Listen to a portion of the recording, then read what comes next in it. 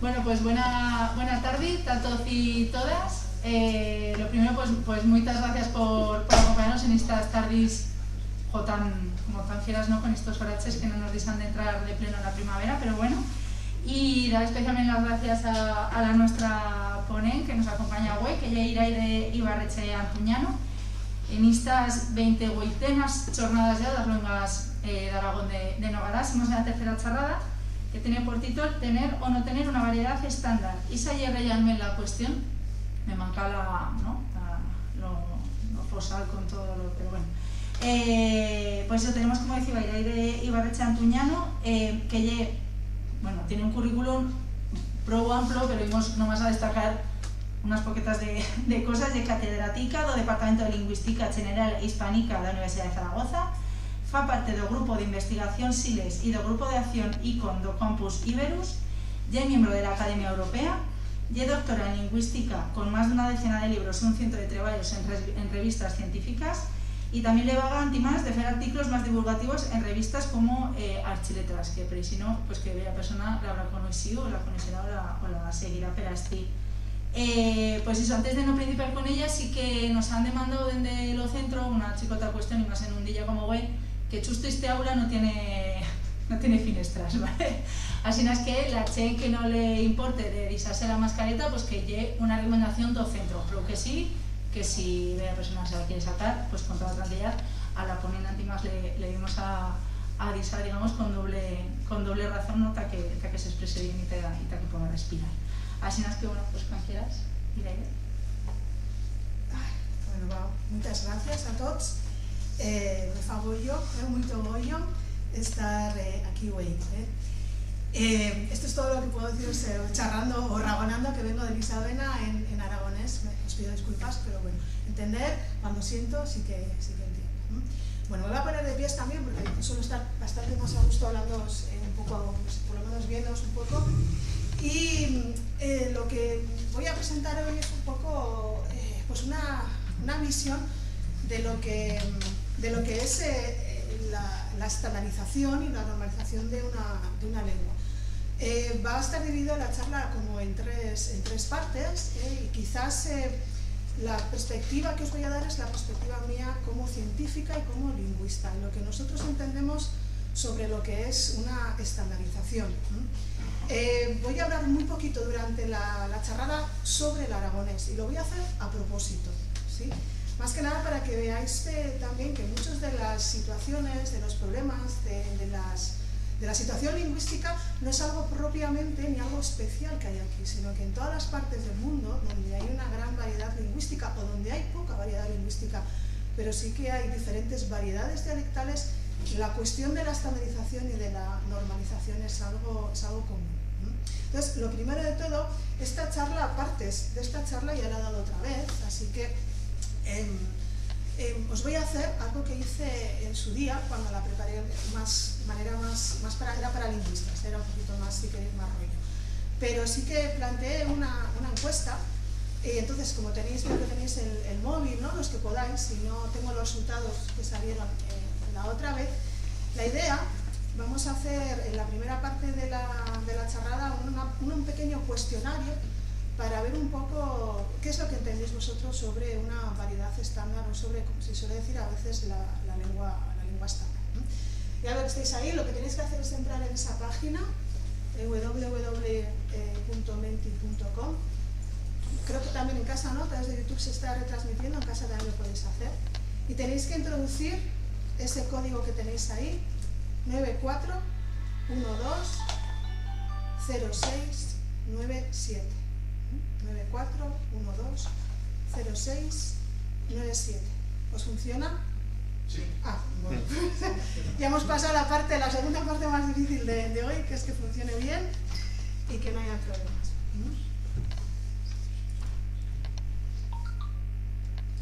Vale.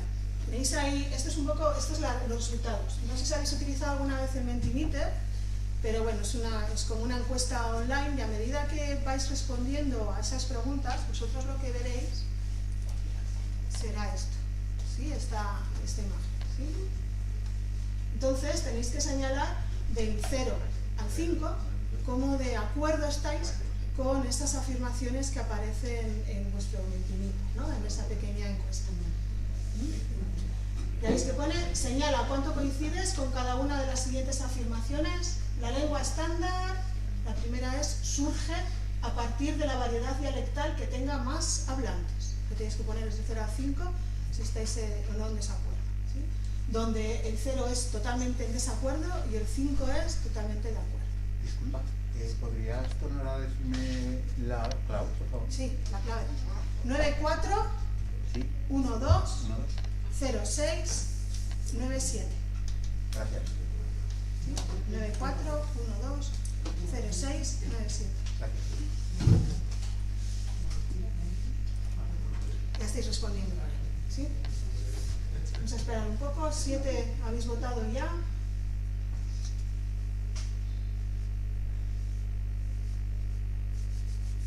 La otra que tengo había 90 y pico personas, o sea que si aquí hay poquitas, os puedo mostrar los resultados de la otra, que suelen ser más o menos parecidos. Vale.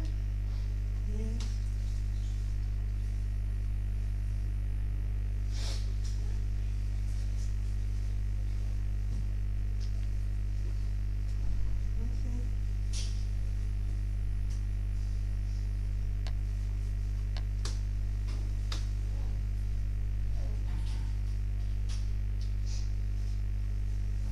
Voy a ir leyéndola, ¿no? La primera surge a partir de la variedad dialectal que tenga más hablantes.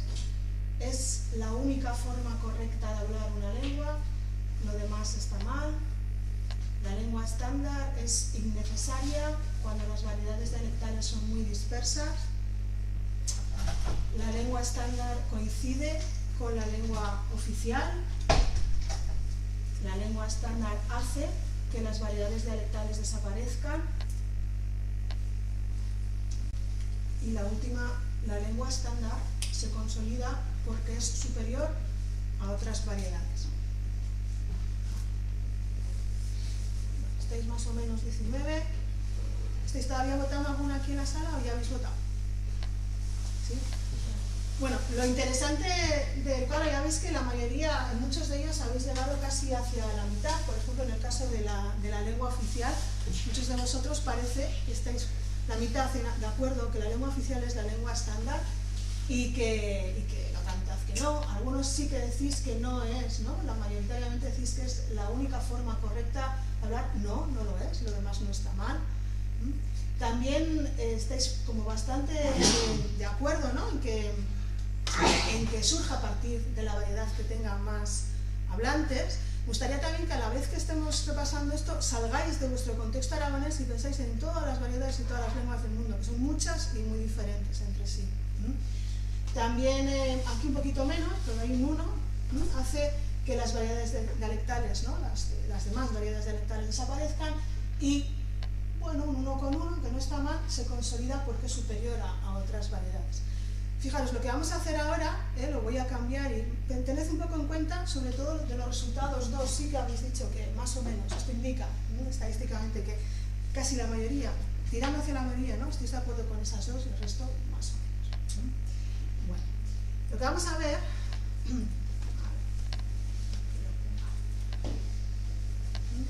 creo que lo podéis hacer las mismas preguntas pero sin los votos. Bueno, lo que os voy a plantear es, os voy a simplemente hacer preguntas retóricas, podéis contestar. A mí me gustaría, ya sé que a veces cuando se da una charla solamente escucháis al ponente, pero aquí también se trata de, si tenéis que decir algo, sobre todo esa primera parte, podéis, ¿no?, interrumpir y decir lo que queráis, ¿no? Bueno, yo os voy a hacer unas cuantas preguntas que son retóricas en el sentido de que, bueno, no sé si hay una respuesta de sí o no verdadera a estas preguntas que habéis dado. La respuesta las habéis dado como hablantes, como yo suelo decir, pues personas de la calle. Y lo que se va a tratar, sobre todo en la primera parte de la charla, es daros la visión, si queréis, científica de los profesionales de la lengua, que somos los lingüistas, y lo que realmente deberíamos de responder a este tipo de preguntas sobre la estandarización. Bueno, ¿surge a partir de la variedad dialectal que tenga más hablantes? Bueno, habéis dicho algunos que sí. ¿Cuántos son muchos hablantes? No hay un número exacto. Fijaros que las lenguas del mundo, luego os voy a poner un mapa con un montón de lenguas del mundo, pueden ir desde muchísimos millones y ninguno de ellos va a hablar exactamente la misma variedad, hasta lenguas que tienen entre 100 o 50 personas. Entonces, ¿cuánto es mucho para decir que esa variedad dialectal es la que vamos a escoger para realizar una variedad estándar, para volverse como una variedad estándar? Luego, también tenéis que tener en cuenta qué pasa en esas variedades donde tenéis el mismo número de hablantes, más o menos. ¿Cuál de las dos tenéis que elegir? El número de hablantes no es, ya os lo adelanto, una condición sine qua non para crear un estándar, no lo es. Así que esa es la primera, si queréis, la primera mentira, ¿sí? Que a veces pensamos que funciona así. La segunda, esta ya habéis puesto un poco mejor, ¿no? ¿Es la única forma correcta de hablar una lengua? Pues no. Una de las cosas más importantes que tenemos que tener en cuenta, no como lingüistas, sino como hablantes, es que no hay maneras correctas o incorrectas de hablar, nunca. Lo que hay son formas adecuadas o inadecuadas de hablar en un contexto determinado. Entonces, tampoco se supone que hay una manera correcta de hablar. Fijaos que estamos aquí en un contexto, en vez de ser este contexto que yo creo que me gustaría que fuera un poquito informal, ¿no? Imaginaos que estoy dando yo esta charrada en un lugar muy serio, donde todos además vamos con trajes, donde nos tratamos de usted. Pues ahí, por ejemplo, no sería adecuado, no sé si correcto, pero no sería adecuado que a lo mejor empezara yo, pues no sé, a decir tacos, a hablar, ¿no? Como si hablara en la calle tomando unas cervezas después de la charla. Pero eso no es incorrecto, lo que es inadecuado a ese contexto comunicativo. Por lo tanto, ninguna variedad y desde luego ninguna lengua es correcta o incorrecta, solo hay que tomarla en cuenta en el contexto comunicativo en el que estamos. Es innecesaria cuando las variedades dialectales son dispersas. Esto es algo que en aragonés, y he dicho que no iba a hablar mucho, ¿no?, del aragonés para mantener como una especie, ¿no?, de objetividad desde fuera, por así decirlo. A mí me sorprende mucho porque son tan distintas, ¿no? Acabamos de estar del grupo nuestro recogiendo datos en Isabela y vamos a cada pueblo y dicen, lo que habla el pueblo de Alaba es totalmente diferente. Bueno, dependiendo de qué. Hay mucha dispersión, os aseguro que seguramente haya otras variedades dialectales pertenecientes a otra lengua que sean muchísimo más dispersas o muchísimo más diferentes que lo que podemos encontrar en otras lenguas. ¿Qué quiere decir esto? Que todo es un punto de vista.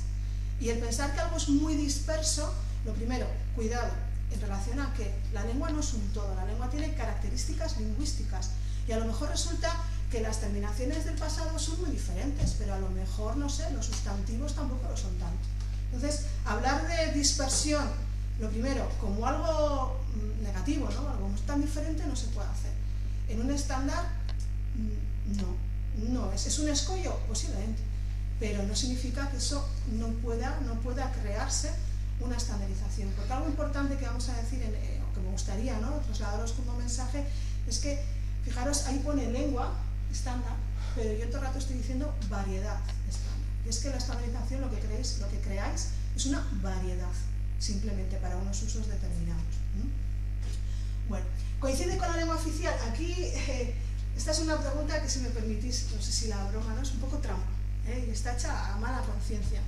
Y es que una cosa es la lengua oficial. Y yo a los alumnos de lingüística les doy en primero y siempre les digo, lengua oficial es una etiqueta que no me gusta porque parece que es lengua y que le damos un estatus maravillosamente importante de decirlo oficial.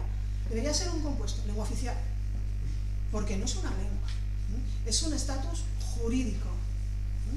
Y dependiendo del lugar donde estemos, que puede ser una provincia, puede ser una autonomía, puede ser un país, puede ser un continente, puede ser lo que sea, está sujeto a una legislación. Y eso es lo único que es la lengua oficial. No tiene absolutamente nada que ver. Y aquí sí que no solo soy mucho de ser muy tajante al 100%, pero aquí sí, no tiene absolutamente nada que ver con las variedades dialectales ni las estandarizaciones. De hecho, si vais, no sé, pues cogéis la Constitución española, cuando se habla del español no pone el español normativo en ningún lado, no lo pone. ¿Por qué?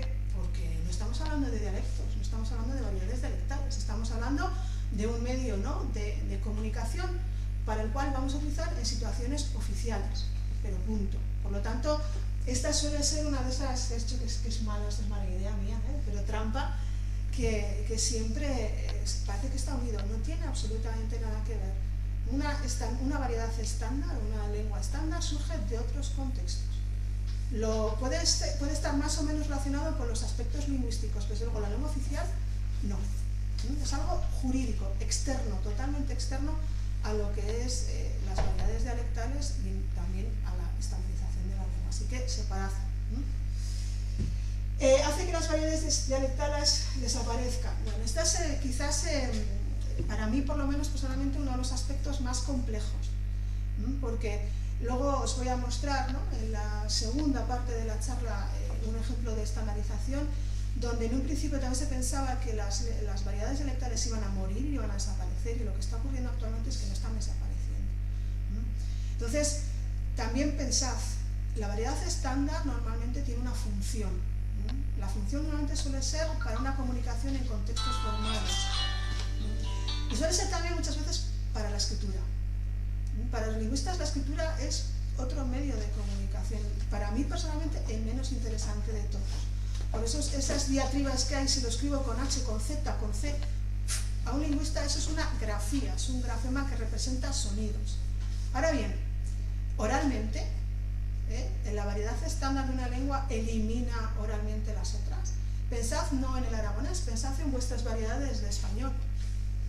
Pues luego no escribís igual que habláis. Yo al menos no lo hago en mi variedad del norte. La puedo modificar oralmente mucho más dependiendo del contexto comunicativo en el que estoy. Si estoy en mi casa, desde luego, bueno, no hablo así, pero oralmente, ni siquiera, yo suelo hacer esta broma también en clase, ni siquiera el presidente de la Academia Española ni nada de eso, de la lengua, habla estándar. El estándar solamente suele ser, en la mayoría de los casos, la parte escrita. Por lo tanto, en este caso de esas desapariciones, ¿no?, de esas variedades dialectales, bueno, vamos a dejarlo en que oralmente es complicado. Y la última, que habéis puesto un 1 con 1, si no me acuerdo mal, es si esa lengua estándar, ¿no?, esa variedad estándar se consolida porque es superior a otra. Antes os he dicho que en lingüística en las lenguas no hay correcto e incorrecto. Y de la misma manera que he dicho esto, en lingüística lo que se suele decir, o los lingüistas lo que creemos, es que todas las lenguas son iguales, todas las variedades son iguales. Por lo tanto, una simple variedad que sirve para unos contextos comunicativos muy determinados, como es un estándar, tampoco tiene por qué ser superior a ninguna otra, ¿vale? Todo esto lo tenéis que contextualizar, desde luego, a las lenguas en las que estéis vosotros interesados, a los contextos comunicativos, y también tened en cuenta que, y lo veremos un poco más en detalle en la primera parte, que es un poquito más teórica sobre las estandarizaciones, ha habido, la mayoría de las lenguas del mundo no están estandarizadas. Muchas de las que están llevan siglos estandarizadas. Hay un puñado de ellas en Europa donde se están estandarizando en este momento, o hace como 100 años. Y no significa que sea esa variedad mucho mejor. Nadie piensa que esa variedad es mucho mejor. Lo que pasa es que tiene un uso. Si pensáis en español, ¿no?, que pues desde Alfonso ya se estaba empezando a hablar, ¿no?, de hablar de manera correcta o incorrecta las cantigas, es una lengua que lleva siglos estandarizándose. Lo que nosotros hemos aprendido, y más o menos veo a gente que esté en mi quinta en el colegio, ya estaba estandarizado, lo hemos asumido sin más. No nos hemos dado cuenta de que eso es una variedad estándar. Hasta que hace unos años la academia cambió los acentos, ¿no?, y pues todavía algunos nos volvemos locos si le ponemos al solo acento o la tilde o no. Pues eso que los hablantes de español lo han sentido hace poquito, hace unos años, los hablantes de lenguas como vosotros, que se está construyendo un estándar, o como la mía, que se lleva ya unos cuantos años y en los 50 que tengo ha ido cambiando, pues lo que nos hace es, no sé qué dirá la academia, no sé qué dirá los cachandías, no sé, lo escribo así, bueno. Pero de ahí a que esa variedad estandarizada sea mejor que el resto, va un trecho bastante grande. Al menos eso es lo que los lingüistas pensamos.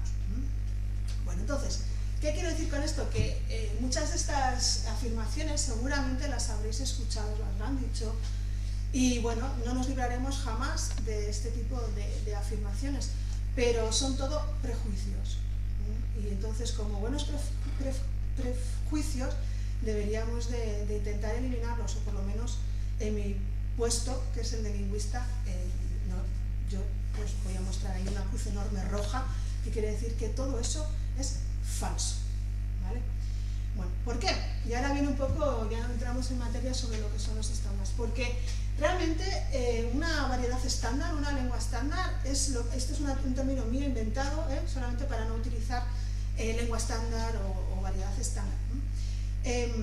Todo estándar es una variedad, y aquí me refiero, no quiero llamarlo dialecto, porque está relacionado, el dialecto en los lingüistas lo usamos mucho más como una evolución diacrónica o relacionado a una zona geográfica específica. Entonces variedad es un poquito más neutro, ¿sí? Pero más o menos queremos decir lo mismo.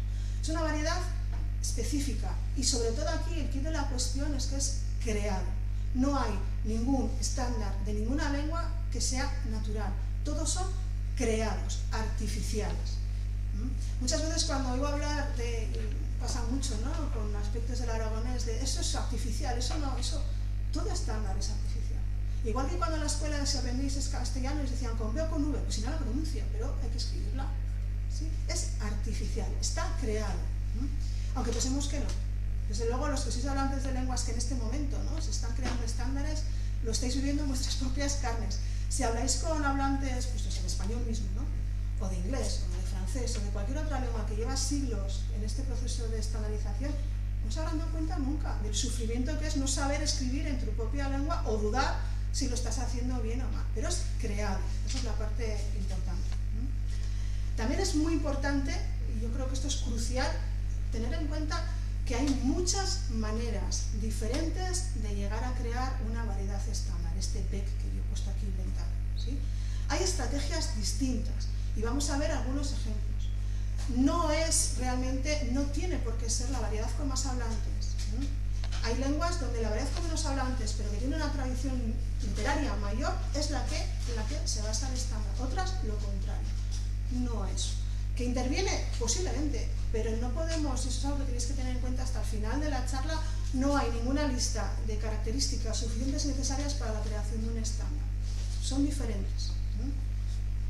Y también porque hay diferentes realidades lingüísticas como base para crear estas variedades estándares, y nunca es imposible. Cuando yo os lo he dicho antes, cuando digo, es que estas variedades son extremadamente diferentes, bueno, como muchas otras variedades del mundo. ¿Sí? A veces lo interesante es salir de tu propia realidad y pensar que lo tuyo es muy diferente o muy bonito, o todos esos adjetivos graduables que en lingüística no se deben de utilizar. Seguramente habrá una lengua que tenga más variedades, más diferentes, menos hablantes y todo ese tipo de características.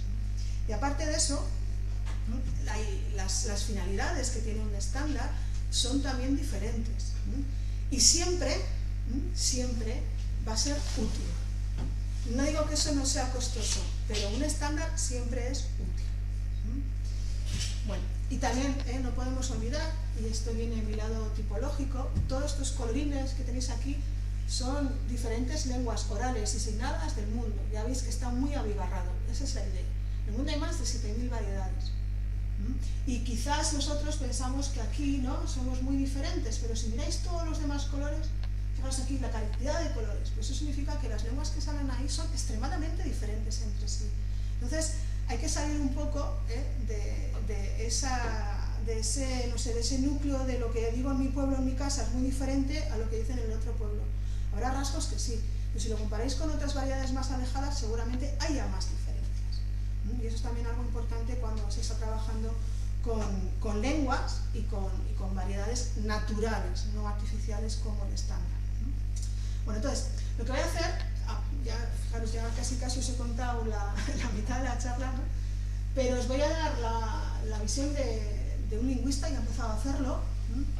¿Y qué significa lingüista? El lingüista es un profesional, hay mucha gente que se dedica de manera altruista a las lenguas, y está muy bien, está genial, pero eso es como si a mí me gusta, no sé, la arquitectura medieval, y me dedico a comentar, no sé, las iglesias románicas o la catedral de Roda de Isabena, que es preciosa. Sé cosas, pero tenéis que pensar que la lingüística, como cualquier otra ciencia, va avanzando a lo largo del tiempo. Y a nosotros hay mucho intrusismo, de alguna manera, en algunos casos, a la hora de trabajar con las lenguas, las perspectivas que tomamos los lingüistas, los modelos científicos que tenemos y cómo van evolucionando a lo largo del tiempo.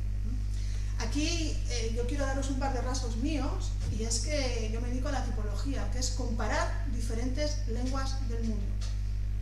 Una pregunta que suelen hacerme es, ¿cuántas lenguas hablas en el lingüista? Y digo, pues alguna, ¿vale? Pero sé analizarlas. Y eso es un poco la idea. Y teniendo los datos bien recogidos, teniendo un buen modelo lingüístico, se puede analizar una lengua. Y también la otra parte, que es un poco lo que choca, si queréis un poquito, ¿no?, con la parte de la estandarización, no soy prescriptivista. Los lingüistas normalmente no somos prescriptivistas. ¿Qué quiere decir esto? Que no decimos qué es lo que está bien o lo que está mal. Muchas veces nos preguntan, bueno, la gramática, lo he dicho bien, yo hablo muy mal. Digo, pues yo no te voy a juzgar con lo que hagas. A mí me interesa apuntar qué es lo que dices, buscar por qué lo dices y en qué contextos lo dices y cómo lo puedo explicar yo. Entonces, todo lo que sea de prescriptivismo, bien o mal, pues eso, otro lingüista que venga, que sea prescriptivista. No sé si encontraréis muchos lingüistas, no sé, lingüistas generales así, pero esa es un poco también la idea. Y desde luego no tengo ninguna relación con ninguna entidad reguladora ni de aquí ni de ninguna parte. Bueno, y también, unido un poco, ¿no?, a lo que os he dicho de la parte lingüística, es una ciencia y por lo tanto lo que buscamos son explicaciones, pero no explicaciones de por qué a mí me gusta algo o subjetivas. Quizás uno de los problemas que tenemos, problemas gravísimos que tenemos los lingüistas, es que cada vez somos, ¿no?, científicos y hablantes. Y a veces es muy difícil separar el corazón de lo que estamos intentando buscar, y eso ocurre siempre. Y nosotros vamos al campo, hacemos un experimento en el laboratorio y resulta que no sale lo que queremos. Pues es así. También es importante tener en cuenta que los lingüistas no nos basamos en intuiciones de lo que creemos que son las lenguas. Como hablantes o no hablantes, podemos tener una intuición, pero esa introspección, es decir, esto lo digo yo siempre, esto en mi pueblo se dice, no se dice nunca.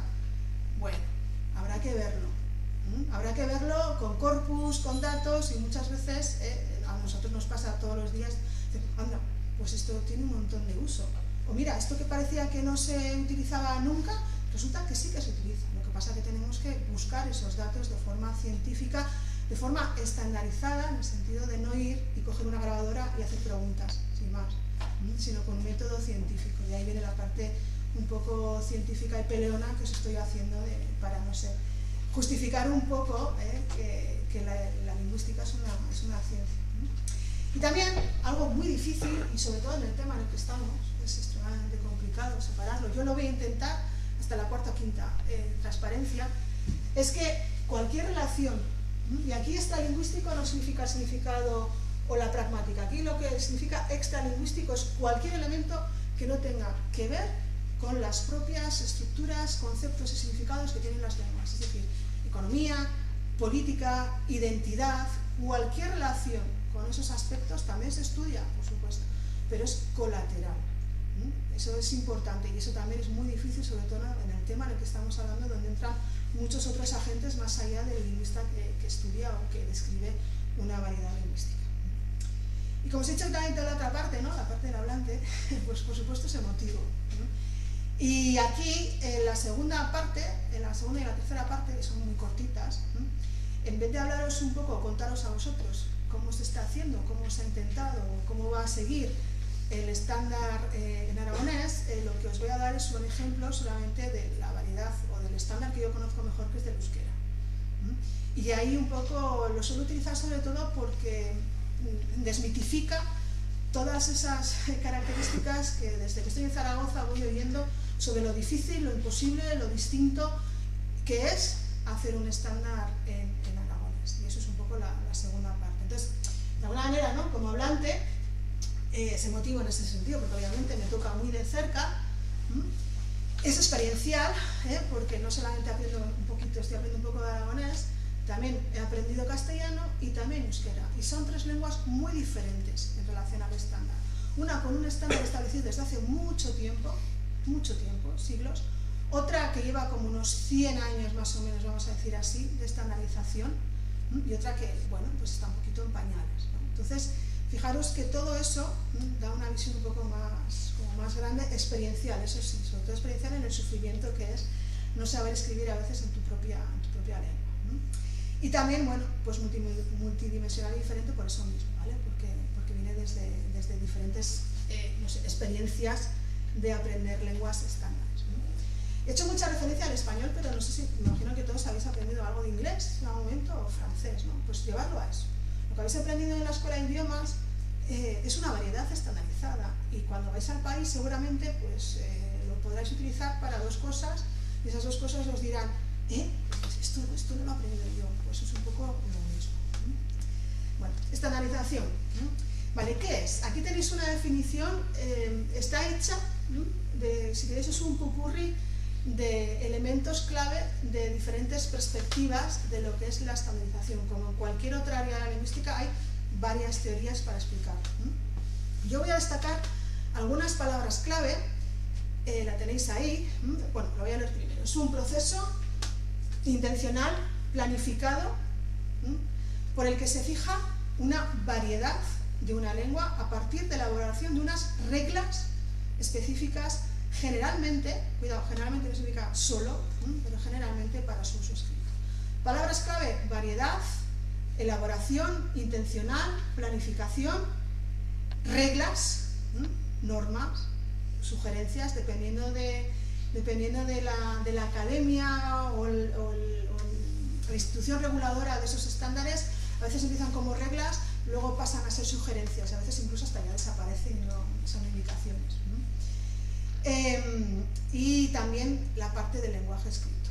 ¿Por qué destaco estas 4 puntos de características?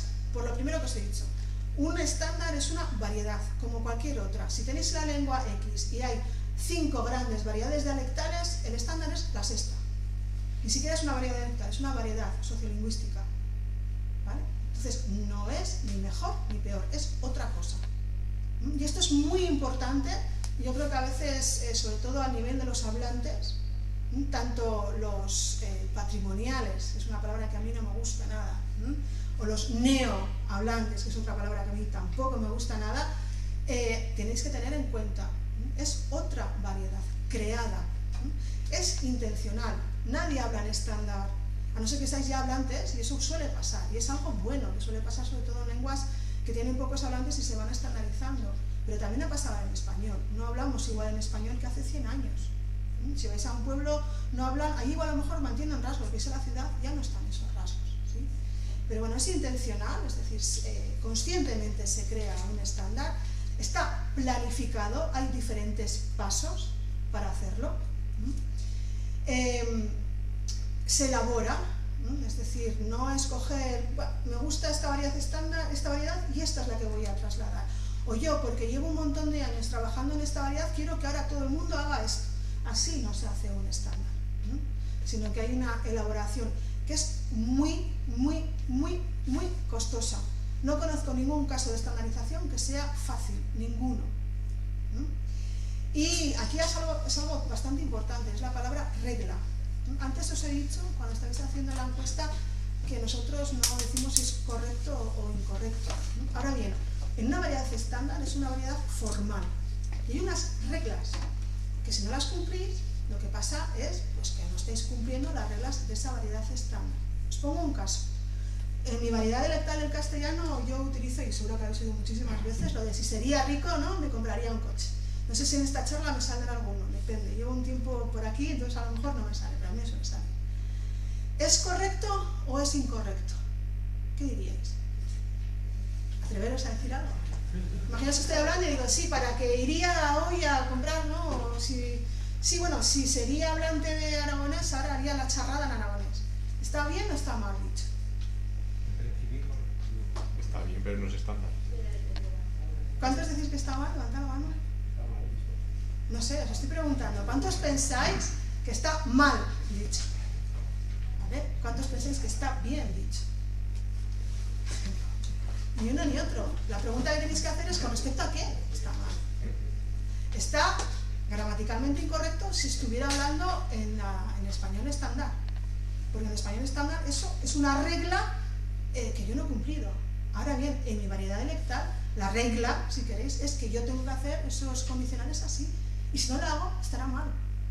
¿Entendéis un poco? Entonces esta es un poco la misma idea. Estamos hablando no ya de la pura descripción de características, estos son reglas y se cumplen o no se cumplen. Ahora, para llegar a esas reglas es donde hay que trabajar mucho. Y luego, lo que os digo, normalmente los estándares, las variedades estándares, oralmente también se suelen usar, sobre todo si estamos hablando de generaciones que ya están nacidas, si queréis, como lengua materna en el estándar, pero normalmente el uso más por el que es más necesario, por así decirlo, suele ser el escrito, ¿vale? Pero la ortografía es un detalle mínimo desde el punto de vista lingüístico. Bueno, ¿cómo se hace una estandarización? Con mucho dolor, mucha pena, mucho dinero y mucho tiempo, eso seguro, pero normalmente tenéis aquí, ya os digo que hay diferentes teorías de cómo se crean los estándares. Esta es quizás más o menos en la que pues, se llama estandarología comparativa, ¿no? Eso quiere decir que han comparado cómo se han creado diferentes estándares de diferentes lenguas del mundo, y normalmente el proceso general es el que tenéis ahí, que es muy obvio, por así decirlo, ¿no? Es decir, primero hay que seleccionar, codificar, elaborar e implementar. Cada una de esas fases es compleja y cada una de esas fases lleva años para poder realizarla. La selección. ¿Qué significa la selección? Hay que escoger, por así decirlo, ¿no? Qué rasgos vamos a utilizar de todas esas variedades dialectales que tenemos, cuáles de esas van a pasar a la variedad estándar, ¿vale? Imaginaros que tenéis unas, no sé, 5, vamos a poner un ejemplo que no existe, ¿vale? 5 variedades dialectales. Todas son parecidas, porque muchas veces a la hora de elegir depende, se puede elegir por cuestiones de si hay una tradición literaria en una de ellas. Acordaos que el estándar suele ser para hacerlo escrito. Bueno, pues vamos a ver esas variedades, ¿no?, que tengan literatura, cualquier tipo de literatura, cualquier tipo. A veces suelen escoger algunos rasgos de ahí. También pueden escogerse porque, pues por tradición, ¿no?, ha habido una variedad dialectal que ha tenido mucho prestigio. X prestigio, por la razón que sea, porque era la capital del reino, cualquier cosa, pues de ahí se suele también expandir. ¿O qué pasa? Pues que hay tanta variedad dialectal entre esas variedades que lo que vamos a hacer es aquella que junte varias características, que tenga bastantes hablantes, que sea una zona que normalmente esté muy protegida, es decir, que se vaya a mantener, ¿no?, ese tipo de variedad, y que además tenga una tradición literaria, también puede ser eso. Cuando se ocurren este tipo de casos, lo primero que tenéis que tener en cuenta es que nadie sale ganando, es decir, nadie sale ganando, todos salimos ganando, pero no se pueden mantener los rasgos propios de una variedad sí o sí. Cualquier hablante que sea de una variedad dialectal, en el momento en el que tiene que aprender, fijaros que digo aprender, no adquirir, aprender una variedad estándar, tiene que dejar rasgos suyos. No pasa absolutamente nada, eso es lo duro, dejar tu propia variedad para aprender otra, pero igual que cuando escribís en castellano, pues no escribís lo mismo que habláis. Bueno, una vez que se ha hecho un poco, ¿no?, la selección, ya os digo que hay millones de posibilidades, no hay una única manera de seleccionar qué variedades o qué rasgos de esas variedades, ¿no?, si queréis metarrasgos, vamos a coger. Después viene la parte de codificar.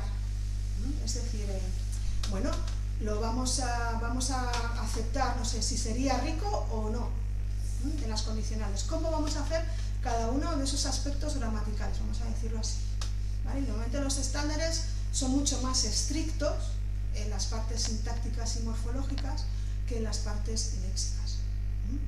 Y en la parte oral, o sea, en la parte fonética, también son mucho más abiertos. Lo que a veces suele empezar, yo siempre que hablo de los estándares, siempre digo, se suele empezar por el tejado, que es la ortografía. Que bueno, a fin de cuentas es algo escrito, por lo tanto es importante, pero a nivel lingüístico eso es un detalle. Es como si tendríamos que escribir a todos en cirílico, pues ya está, lo escribimos y ya está, ¿vale? Pero bueno, también es importante ese tipo de unión, ¿no?, de qué características vamos a pasar al estándar, y eso es la codificación. La propia elaboración es todo el desarrollo de creación, no ya solamente de las reglas gramaticales, sino de, bueno, las reglas lingüísticas, si queréis, de esa variedad estándar, sino también cómo lo vamos elaborando, cómo lo vamos describiendo, cómo lo vamos enseñando. Es un poco la fase casi final de lo que es el proceso, no sé, formal de la variedad estándar. Ahora bien, en situaciones, en el caso de euskera está la propia situación, donde ya se ha hecho todo eso más o menos, y hay una variedad estándar aceptada más o menos, generaciones ya de hablantes ¿no? formados en el colegio con esa variedad estándar, etcétera, etcétera. Una de las partes más complejas, yo sinceramente creo que es la más compleja, es la última, que es la implementación. ¿Cuál es la implementación? El hacer, no que se den clases del estándar no sé, en un colegio, sino que los propios hablantes lo utilicen. Y este es uno de los problemas más graves que suele haber una vez que está todo ya hecho, que parece que ya no, todo el mundo ya estaría ahí. Esa es la aceptación de esa variedad estándar como otra variedad, el usarla en esos contextos formales y el utilizarla en esos medios, si queréis, formales en el día a día. Normalmente, sobre todo en este tipo de lenguas, ¿no? Que tienen, si queréis, un estándar tardío, vamos a llamarlo así, ¿qué es lo que ocurre? Pues que suelen estar en situaciones bilingües, donde normalmente hay una lengua mayoritaria y una lengua minoritaria. Yo no utilizo la palabra minorizada, pero bueno, porque tiene connotaciones, son teorías sociolingüísticas diferentes, pero me da igual uno que otro en este contexto, ¿sí? ¿Qué es lo que suele ocurrir ahí con esta implementación? Que la cuestión es, bueno, ¿y para qué quiero yo esto?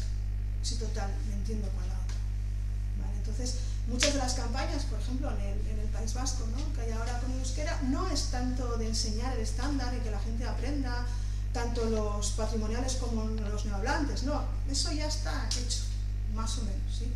Ahora es utilizarlo pues, como algo normal, no como algo especial. Y esa es la parte en la que es más, si queréis, más problemática. Por eso que cuando estéis en una lengua que estéis todavía en los inicios, queda mucho. Bueno, hay más cosas, esos son los procesos generales. Hay más, ¿no? ¿Qué es lo que se prescribe? ¿Cómo se prescribe? El grado, por ejemplo, de obligación que tiene esa variedad estándar. Antes yo os he mencionado la palabra reglas, luego he dicho sugerencias, luego indicaciones. Bueno, cuanto más prescriptivo sea, a veces los hablantes más rechazo tienen. Pero bueno, hay veces que lo pasan, ahora ya son sugerencias, ¿no? También el mantener el estándar. También hay casos, por ejemplo, donde hay una desestandarización. En Dinamarca, por ejemplo, están en un momento donde ya lo que es la variedad estándar, que es sobre todo de Copenhague, está incluso poniendo, si queréis, rasgos informales, que eso sería impensable, de la variedad dialectal de Copenhague a la variedad estándar. Hay un momento en el que ya se ha logrado esa homogeneización formal de la escritura, si queréis, de una lengua, y a partir de ahí muchas veces ya va desapareciendo. También tenéis que pensar que, sobre todo con las características de las otras variedades dialectales, también se pueden crear otros estándares de esas variedades dialectales, siempre y cuando sean muy diferentes. Con lo que hay ahora aquí en Aragón, crear diferentes variedades estandarizadas es una locura. No hay suficiente variedad. Pero, por ejemplo, lo que os enseñaré después, ¿no? En el caso de lo que se llama el euskera, si os vais al euskera de Vizcaya y el euskera de Suberoa, ¿no? En la parte aquí, arriba, en la parte de Iparralde, en Francia, es como hablar inglés y, no sé, italiano, son muy diferentes.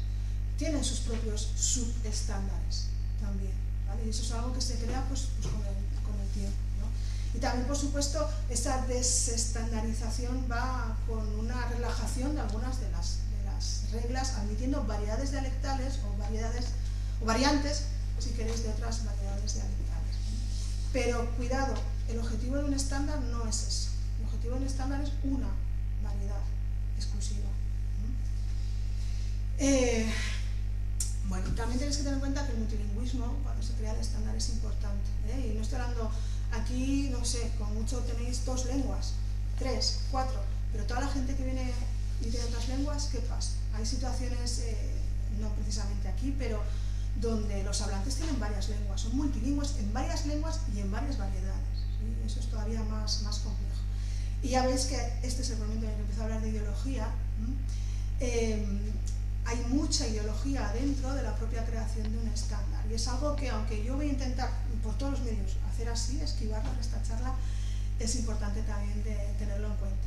Sobre todo por esa cultura, ¿no? de lengua estándar que a veces hay, y que tanto de un lado de los que no utilizan el estándar como de los que lo utilizan, como los que no lo conocen, es complicado, y hay bastantes ideologías de todo tipo y condición que se intercalan, ¿no? Y eso es algo que hace todavía más difícil el proceso de no sé si de estandarización, pero por lo menos de aceptación de una variedad estandarizada. Bueno, multilingüismo, fijaros, y esto es algo que yo descubrí preparando esta charla, descubrí, sí. Fijaros que hoy en día parece que lo raro es ser bilingüe, pero realmente lo raro es ser no bilingüe o multilingüe. Y eso es algo que se ha dado siempre en todas las partes del mundo. Es cierto que en Europa hay menos lenguas, si lo comparáis con Papúa Nueva Guinea, pero también hay mucho multilingüismo. Pero siempre se ha dividido este plebeyo, multilingüismo plebeyo, que normalmente esto viene desde la Edad Media, no es algo, ya veréis que esto es algo que viene de hace mucho tiempo, que sobre todo tiene que ver con la clase baja, ¿sí? Con la que migraba de un lugar a otro a trabajar. Y hay documentación medieval escrita donde para ir a trabajar a no sé qué lugar, para hacer no sé qué iglesia, pues querían a los canteros de no sé qué otro lugar. Y si no hablas esa lengua no podrías trabajar ahí. Es decir, esto se ha dado siempre. Pero también hay un multilingüismo prestigioso, que se supone que es el de las clases altas, que no es el que se habla en las canteras picando piedra, y haciendo luego, llevándolo para crear, no sé, la catedral, sino el de las clases altas, que es estudiado, que normalmente tiene relación primero con el latín y luego con otro tipo de lenguas como pues el francés, y actualmente pues el inglés. En la Unión Europea, y esto es un poco también el quid de la cuestión, normalmente las lenguas que no están estandarizadas están muy relacionadas con este multilingüismo plebeyo. Y solamente tenéis que mirar qué lenguas son oficiales, aquí simplemente la parte oficial en Europa, para daros cuenta de cuántas no están. Y luego las lenguas con estándar son siempre aquellas que tienen esta parte, ¿no?, de prestigio, pues inglés, francés, español, alemán, ¿vale?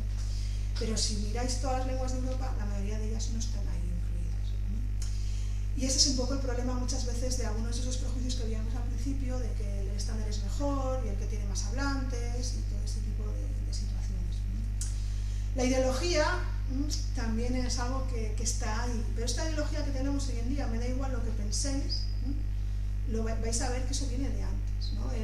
Desde la Edad Media, fijaros que era un momento donde se hablaba de esta uniformidad, ¿no? Tenemos que tener una escritura, una lengua escrita uniforme, ahí ya tenemos ideología. Después, en la Edad Moderna y temprana, esas lenguas escritas uniformes que realmente eran pues, útiles, ¿no? Escribirlo de una manera y ya está, no tener a 300, ¿no?, en el escritorio a muchas, ¿no?, maneras distintas de escribir, aparece lo que ya es la propiamente, no sé, ideología de norma, ¿no?, de la corrección. Si lo escribes así está bien y si no lo escribes así está mal. Esto pasa desde el siglo XVIII y XIX, fijaros que si pensáis también un poco en la historia, ¿no?, el romanticismo, el surgimiento, ¿no?, de los nacionalismos, etcétera, etcétera, esa lengua correcta, fijaros que era esa manera de escribir unitaria, correcta, ya pasa a ser identitaria, y ya tenemos esta relación entre lengua y nación. Y no estamos hablando ni siquiera de todas esas posibles variedades, sino de esa lengua estandarizada, única, perfecta, limpia, maravillosa, etcétera, etcétera, etcétera. Y eso ha llegado, obviamente, hasta nuestros días, y quizás es el grado de evaluación mayor, de que todo lo que no esté estandarizado es malo. Antes os he dicho, la mayoría de las lenguas del mundo no están escritas. Nunca las han estado. Eso que a veces dicen que no tenéis literatura escrita, como, ¿y qué? Tenemos literatura oral, como la mayoría de las lenguas del mundo. No tenemos estándar. No, es que nunca nos ha hecho falta. ¿Sí? Entonces pensad que esa obsesión, ¿no?, que hay ahora, que no digo que sea ni buena ni mala, es algo bastante moderno y viene de toda esta necesidad de escrito bueno, único, que es la estandarización. Con las variedades estándar, esto os lo voy a pasar rápido porque la idea no es que nos quedemos con todos los ejemplos, sino que veáis la cantidad de tipos diferentes que puede haber de creación de un estándar. Y muchos más, estos son los comunes. La base del estándar, una base de lenguas naturales o una selección de dialectos. Un dialecto único y ahí creamos el estándar. El francés es el caso típico, ¿no?, el parisino. O varios dialectos y hacemos una mezcla más o menos y creamos otra diferente.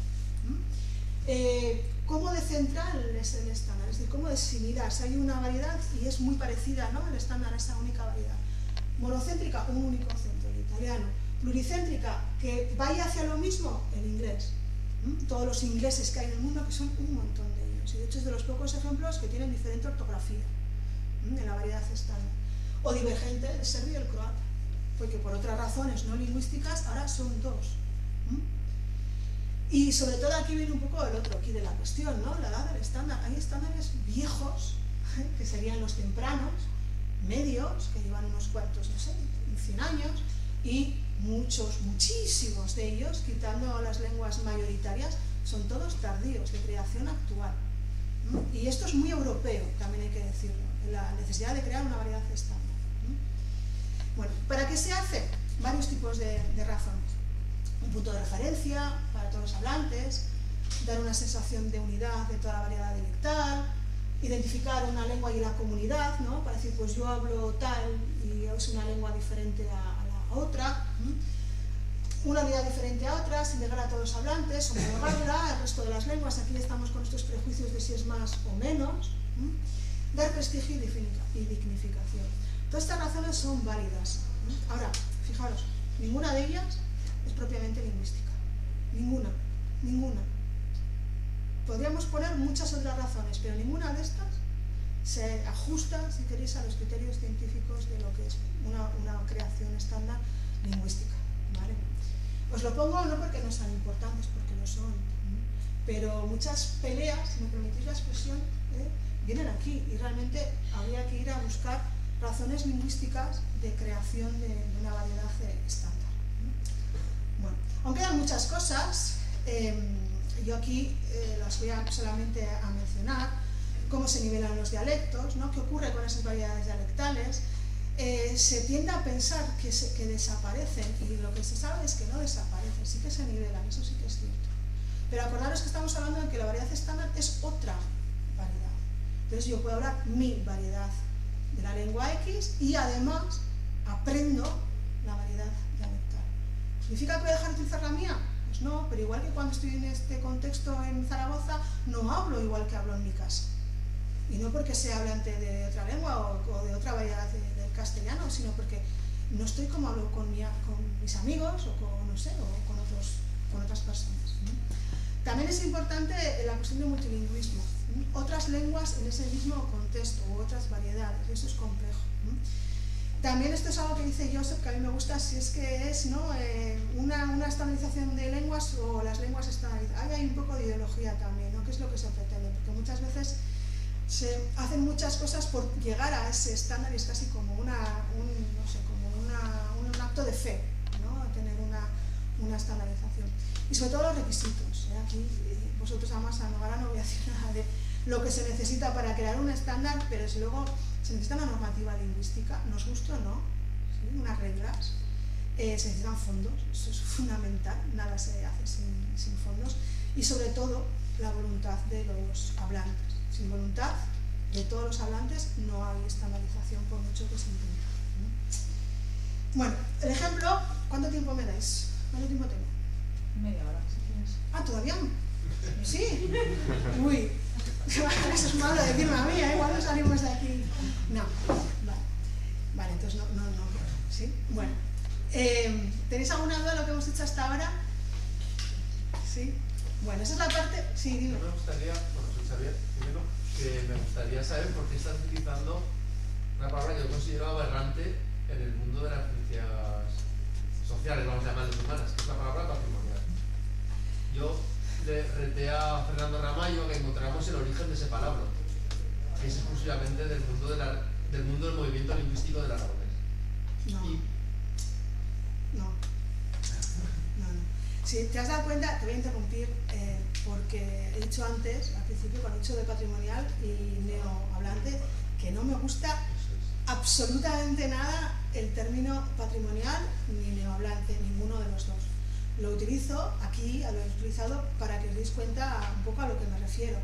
Pero yo como hablante nativa, patrimonial, neohablante y todos los adjetivos que queráis poner, nunca he estado de acuerdo con esa terminología. Y no es solamente del aragonés, ni mucho menos. El hablante patrimonial viene de los estudios tradicionales de dialectología de la escuela hispánica.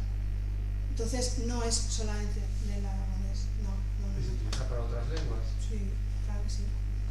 Nosotros hemos encontrado solo casos de una lingüística muy colonial muy británica, voy a decirlo, para referirse a las lenguas del centro de África, las más centrales. Porque eran los hombres los que transmitían, como parte del patrimonio del patriarcado, las lenguas.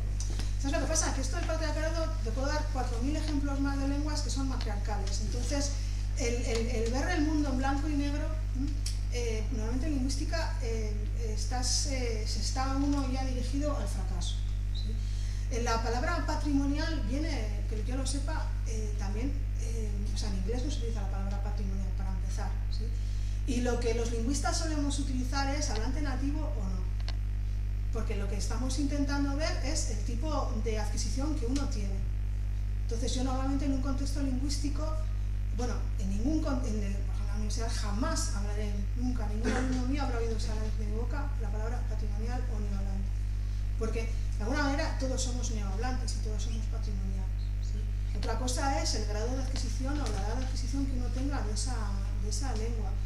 Y los que trabajamos en adquisición, y no social, sino adquisición desde que uno nace, el hablante nativo normalmente es el que en casa desde pequeño ha tenido una exposición en todos los niveles a una o varias lenguas. Luego, por supuesto, vas aprendiendo con la edad más, y ahí también hay otras perspectivas de lo que es un hablante nativo, seminativo, etcétera, etcétera. Pero si os da la impresión de que a mí me gusta la palabra patrimonial, no sé si esto ya está grabado, borradlo, porque es todo lo contrario. A mí me parece, es cierto, lo que sí que te voy a dar la razón, es que así como en euskera, que nosotros llamamos pues, vasco viejo o vasco nuevo, que no sé si es peor, o mejor, no sé, porque llamarte viejo y nuevo pues es un poco así, no tiene esas connotaciones tan negativas como sí que he visto que se utiliza como arma arrojadiza en el contexto aragonés. Eso sí te lo digo. Pero como que sea una palabra propia de aquí, no, eso tampoco. Y con Ramallo además está hablando de los neofalantes y todo lo que tienen es la misma parte. Nosotros lo que pasa es que en euskera pues decimos euskaldun berri, que es euskaldun nuevo, o euskaldun sarra, que es euskaldun viejo. Pero una de las cosas, y eso viene un poco al final, ¿no? En el que uno se tiene que dar cuenta, tanto los viejos como los nuevos, es que sin unos y sin otros, la lengua no va a seguir. Entonces es un poco, no sé, es una falacia el pensar que lo viejo es lo que está y que lo nuevo no lo es, y viceversa.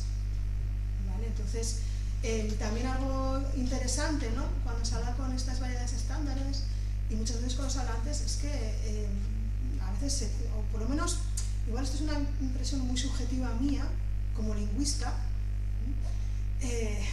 y bueno, ahora en Isabel nos ha pasado, ¿no? Pero esa sensación de que es que antes hablaba mejor. Es que antes se decían mejor las cosas. No sé, en español se hablaba mejor en el siglo XIX. No sé, o en el siglo XVIII, o en el siglo XVII. Se hablaba diferente, porque la lengua va a evolucionar. Es como lo que hay ahora, ¿no? Es que los jóvenes, no sé, ni siquiera en aragonés, en español mismo, es que hablan fatal. Todo palabras inglesas, sí, y antes eran árabes, y antes francesas, y antes, ¿sí? Hay un tuit que a mí me gusta mucho que es, ¿no? Desconfía de aquel que no habla en protoindoeuropeo, de un colega de... Pues claro, es que ¿a dónde te vas a hablar mejor? Las lenguas evolucionan y no pasa nada. Es lo que hay. Entonces, no, por favor, no hablantes y patrimoniales. No. Sobre todo la parte patrimonial parece que somos los guardadores, ¿no? Del patrimonio, y eso es este tipo de connotación negativa. Pero es un poco también como el no utilizar dialecto, ya os he dicho también antes que prefiero variedad porque es más neutro, ¿no? Entonces eliminar cualquier prejuicio. Bueno, lo que os voy a presentar ahora en esta última parte es un poquito de la situación del euskera, y he ido adelantando algunas cosas, pero realmente todo lo que os voy a presentar viene casi dirigido a estas dos preguntas, que son dos preguntas que siempre se suelen plantear cuando se está haciendo una estandarización. Aquí en Aragón lo he oído millones de veces, este tipo de preguntas, y vais a ver un poco, pues que, no sé, la respuesta es que sí, claro que sí. ¿Se puede crear una variedad estandarizada que recoja variedades dialectales? Sí, sí se puede. De hecho se hace, pero no todo al principio, no todo al mismo momento. ¿Es posible crear una variedad estandarizada cuando la dispersión de variedades es tan grande? La respuesta es sí. pero cuidado, aquí llamáis dispersión grande, porque aunque suene un poco, no sé qué, pretencioso, no lo sé, cuando yo veo la dispersión dialectal real que hay en el contexto del aragonés y lo comparo con mi dispersión dialectal del euskera, digo, bueno, no sé, ¿vale? No es ni bueno ni malo, cuidado, no estoy diciendo eso, pero es que en el pueblo al lado dicen distinto ya, como en todas partes. Pero es que no solamente dicen una palabra distinta o un determinante o la terminación del pasado, es que todo el sistema verbal auxiliar te cambia. Y os voy a poner un par de ejemplos, tengo más y que luego queréis para que os asuste, donde realmente sí se puede hacer. Todo depende de los hablantes y del consenso, donde todos los hablantes tienen que dar una parte de su identidad, si queréis, dialectal, para construir un estándar. Y eso es duro y es muy difícil, ¿sí? Y no es fácil. Bueno, os voy a presentar un poco, no sé todo lo que, me imagino que, no sé si conocéis la situación, pero para hablar de variedades dialectales del euskera es necesario hablar del concepto de Euskal Herria, que, cuidado, no estoy hablando de eliminar cualquier cosa extra lingüística, es el territorio del euskera. Ahí tenéis un poco toda la parte, ¿no? Nosotros llevamos a la parte sur, Goalde, y la parte norte, el Iparralde, ¿sí? Entonces, cuando hacemos estas distinciones dialectales, normalmente siempre hablamos de la parte sur y la parte norte, aunque los dialectos en euskera no son realmente sur y norte, sino del este, del occidente al oriente, ¿vale? Pero para que veáis un poco. Hoy en día, esto es un poco, ha habido varias descripciones, ¿no? De diferentes grupos dialectales. Creo que hoy en día esta es una de las más aceptadas, aunque se está todavía trabajando en la descripción. Y ya veis, si os fijáis solamente en los colores, ¿no? Vamos desde la parte de Vizcaya, que está en verde, que es el occidental, ¿no? Vamos hasta la parte de Guipúzcoa, partes de Navarra, y todo esto son variedades de frontera que también tenemos, ¿no? Y después toda la parte de la que esté por aquí, ¿no? Más de lo que es el navarro-labortano, y después al suletino. Cuando tenemos esta dispersión, si estáis pensando por ejemplo en aragonés, ¿no? Desde Ansó hasta Benasque, así a ojo y nada científico, es totalmente pura intuición no científica. La variedad dialectal en bloque, vamos a llamarlo así, ¿no? Que tenéis desde Ansó hasta la otra punta del aragonés, eso se resumiría solamente en lo que hay aquí. Digo de diferencias, ¿vale? Porque no solamente son diferencias de diferentes fonemas, sonidos, diferentes estructuras sintácticas, pero no solamente de unas terminaciones o de unos artículos, sino de todo el sistema de auxiliar. Y el auxiliar en euskera es complicado porque tenemos, a partir del pasado, tenemos el subjuntivo, tenemos el potencial, tenemos 3 argumentos, es decir, lo mismo yo te quiero, que yo te doy un libro, que veo algo, que soy, ¿vale? Todo eso lleva un auxiliar distinto, además se puede poner en pasado, en presente, en potencial, en subjuntivo. Ya veis que estoy intentando deciros que la variedad es muy grande. Bueno. La cuestión del euskalki es la variedad dialectal, ¿sí? Entonces, y el estado es la cuestión de siempre. ¿Qué quiere decir esto? Que desde los primeros tiempos, del siglo XVI por ahí, siempre ha sido como un caballo de batalla de qué vamos a hacer con tanta dispersión, porque es diferente. Entonces, siempre ha habido diferentes propuestas, vamos a hacerlo como los vizcaínos. Pues no, los vizcaínos no, porque nuestro está los labortanos. Nosotros hemos escrito, los primeros libros escritos en euskera es labortano. Ese tipo de necesidad, por un lado, por esa presión también, ¿no? Europea de tener una variedad estándar, y luego por ser tan distinto entre sí, ha sido desde siempre, ¿vale? Es algo que está ahí metido. Esto, la variedad es a todos los niveles, ¿vale? De hecho, es bastante grande. Aquí tenéis una pequeña muestra. Luego, si después de la charla queréis ver más, tengo todo diapositivas de esas de asustar, de variedad dialectal. Pero este es el morfema de plural de auxiliar, ¿vale? Es un auxiliar transitivo. Es como si yo digo, yo doy, disquivo. Ellos, él a nosotros nos da, ¿vale? Esa sería un poco la idea. Fijaos que el morfema de plural, el que dice que son varias cosas, que en castellano pues no ponemos nada, de nuevo solamente en el artículo objeto directo, esto va en el auxiliar. Disquigu, esto es el batúa, ¿vale? El estándar, y el guipuzcoano también, ¿vale? Esto es en vizcaíno, no tenemos nada de esto, sino que va atrás, ni siquiera es un infijo, sino que va en la parte de atrás una Z. ¿Vale? En esta otra variedad tienes el it, que a veces se palataliza con yikibo, ¿vale? Está en la parte de parrado. Y luego en Suberoa, que también es la parte, ¿no?, más occidental, si no me equivoco, la parte de aquí, es zo, ¿vale? No tiene nada que ver. Y esto solamente es el morfema de plural para este tipo de 3 argumentos en el auxiliar. En otro tipo de verbos, la marca del plural es diferente, ¿vale? Esto es dispersión, ¿vale? Habrá otras lenguas que tengan mucha más dispersión. Cuidado, que no es el top de nada, aunque no sé cuándo salió hace poco que el euskera era la 5ª lengua más difícil del mundo y no sé qué más cosas, ¿vale? Bueno, este es el grado de variedad de dispersión. Aquí la pregunta que imagino que estáis haciendo es ¿cuál cogemos? Y como os podéis imaginar, no es fácil cogerlo. Son decisiones que todos los hablantes tienen que acatar, si estamos de acuerdo en que necesitamos un estándar. En este caso, luego se ha cogido este, ¿vale?, para la variedad estandarizada. ¿Por qué? Porque es el que más aparece en diferentes variedades dialectales con tradición literaria, ¿vale? Esa es un poco la razón, que no siempre gusta a todos los hablantes de esas variedades. Bueno, el euskera batua, y esto yo creo que aquí no sé si hace falta, ¿no?, es una variedad estándar creada, como cualquier otra variedad estandarizada.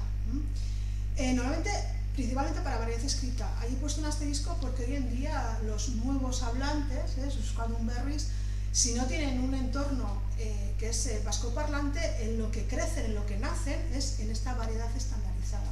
Y no pasa absolutamente nada. Es reciente, de hecho, aunque ha habido siglos, en los principios del siglo XX ya se instituyó, ¿no?, se institucionalizó, si queréis, la academia para hacerlo. Ha habido muchos pasos y más o menos la fecha que se da de creación, porque ya sé más o menos, se pusieron de acuerdo, es el 68. Hace poco fueron los 50 años, ¿no?, o los 100 años. Pero bueno, ¿significa que antes no había euskera? Pues por supuesto que no, pero antes ni ahora. Ahí esto, aquí creo que sobra, pero a mí me han dicho muchas veces, es un invento, si eso no existía antes. ¿No? Con asturiano últimamente se oye mucho, si eso no existe. A ver, lo que no existe es la variedad estandarizada. Lo que siempre ha existido es la variedad natural. Y por eso a veces es importante distinguir entre lo que llamamos lengua natural y lengua elaborada. Las variedades dialectales sin estandarizar, por así decirlo, se supone que son esas variedades naturales. Un estándar es una creación, es artificial. Y normalmente, y esto es lo que pasa, ¿no?, la tradición siempre ha sido oral. ¿No teníamos literatura? El primer libro escrito es de 1500 y pico, sí, pero no significa que antes no hubiera literatura, lo que pasa es que era oral y muy rica además. ¿Sí? Entonces, bueno. ¿Ha sido rápido? No, no ha sido nada rápido. De hecho, todavía se está haciendo. Cada vez hay menos araguas, que son las reglas, pero todavía Euskaltzaindia va sacando, ahora ya sé más sugerencias. Hemos pasado a la parte de sugerencia. Entonces, cada vez va sacando. Y hay a veces que digo, pues no lo sé, cómo estará bien o qué estará mal. Por eso hay correctores. Aquí tenéis un esquema, está hecho en chiquitín a propósito, pero para que veáis que solamente en el propio siglo XX ha habido un montón de casos, ¿no? Desde se hizo una votación en el 18, ¿no?, la primera entre vizcaíno y guipuzcoano, luego se dejó, bueno, pasó la guerra, todo, ¿no?, lo que pasó aquí, y después, en los años 60, se volvió. ¿Cuál cogemos? Uno de los criterios era que tuviera una literatura escrita, labortano, guipuzcoano, pero es que en vizcaíno también hay. Que tenga muchos hablantes, en vizcaíno también hay. Pero normalmente lo que se suele decir ahora es que la base es una variedad dialectal. ¿Por qué? Porque es la que está más protegida de todas las partes. Está en el centro, ¿no?, que es la parte guipuzcoana. Porque es la que tiene más hablantes y porque es como la menos distinta, ¿no?, como diferente a las otras. El punto en el que estamos, y luego os voy a poner algún otro ejemplo, es este, donde lo que es la academia lo que tiene son dos partes, una que hace como reglas y otra que hace uso, ¿vale?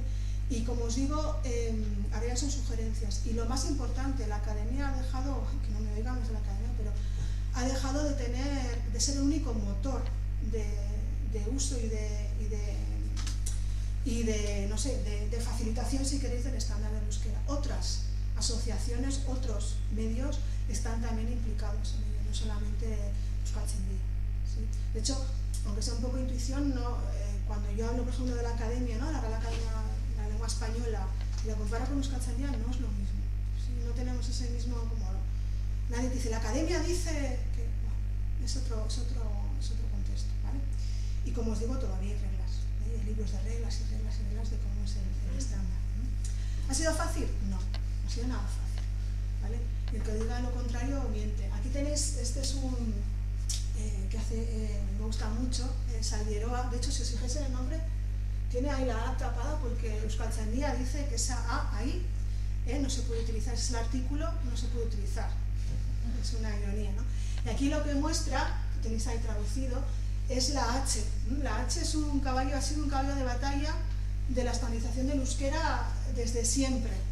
¿Por qué? Porque en el sur no escribíamos con H, porque no la pronunciamos. Pero en el norte, sí. Entonces, en los pronombres, este, ese, aquel, es oriura, y yo cuando era pequeña lo escribía sin H.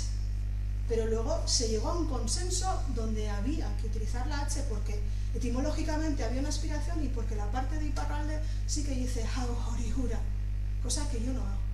Y también hay chistes, ¿no?, de cuántas faltas de ortografía nos hubiéramos dejado de hacer los del sur si tuviésemos esa aspiración, porque no sabemos cuándo se pone la H, ¿sí? Entonces, fijaos, la H es parte ortográfica, parte no es ortográfica, parte es un grafema que representa un sonido. Fue, no sé, yo creo que uno de esas guerras infinitas, ¿ponemos H o no ponemos? Y ganó, si queréis, en términos de número de hablantes, ganaron los que menos hablantes tenían por número. Y todos los demás, pues no sé si nos hemos fastidiado, pero bueno, es así, ¿sí? Es un poco esa también la parte de aquí. Esto es un poco, ya ves, como es Yoda, ¿no? Y el gran talibán de la lengua, que es Euskaltzaindia, y siempre están pues riéndose, ¿no? Y aquí Chillardé, que es uno de los de Euskaltzaindia, que estuvo ahí peleando porque sí, porque no la H. Entonces, problemas y gente que no acepta el estándar, mucho. Mi generación hemos sido, no sé si de las más perjudicadas, pero nos ha pillado en el medio. Nos ha pillado primero que no escribíamos, luego escribíamos mal, y ahora ya pues tenemos que aprender, ¿sí? Eso es un poco lo que ha pasado. Yo tengo muchos amigos, muchas variedades dialectales que siguen escribiendo en su propia variedad.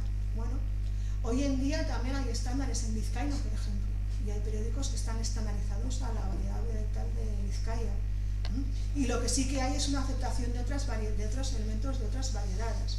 De hecho, si queréis sacaros el C1 de euskera, tenéis que conocer las otras variedades, ¿sí? Entonces es un poco la idea. ¿Se lo digo? Tanto, ¿no? Bueno, pues yo creo que sí. Eso ya un poco va a la parte subjetiva, pero también con datos. Lo primero, la comunicación entre hablantes. Hablantes que tienen variedades dialectales bastante diferentes. Es también un mito lo que suele decir que no entendemos a los de Suberoa. Yo sí los entiendo. Ahora, que yo hable su variedad dialectal, eso ya es otra cuestión.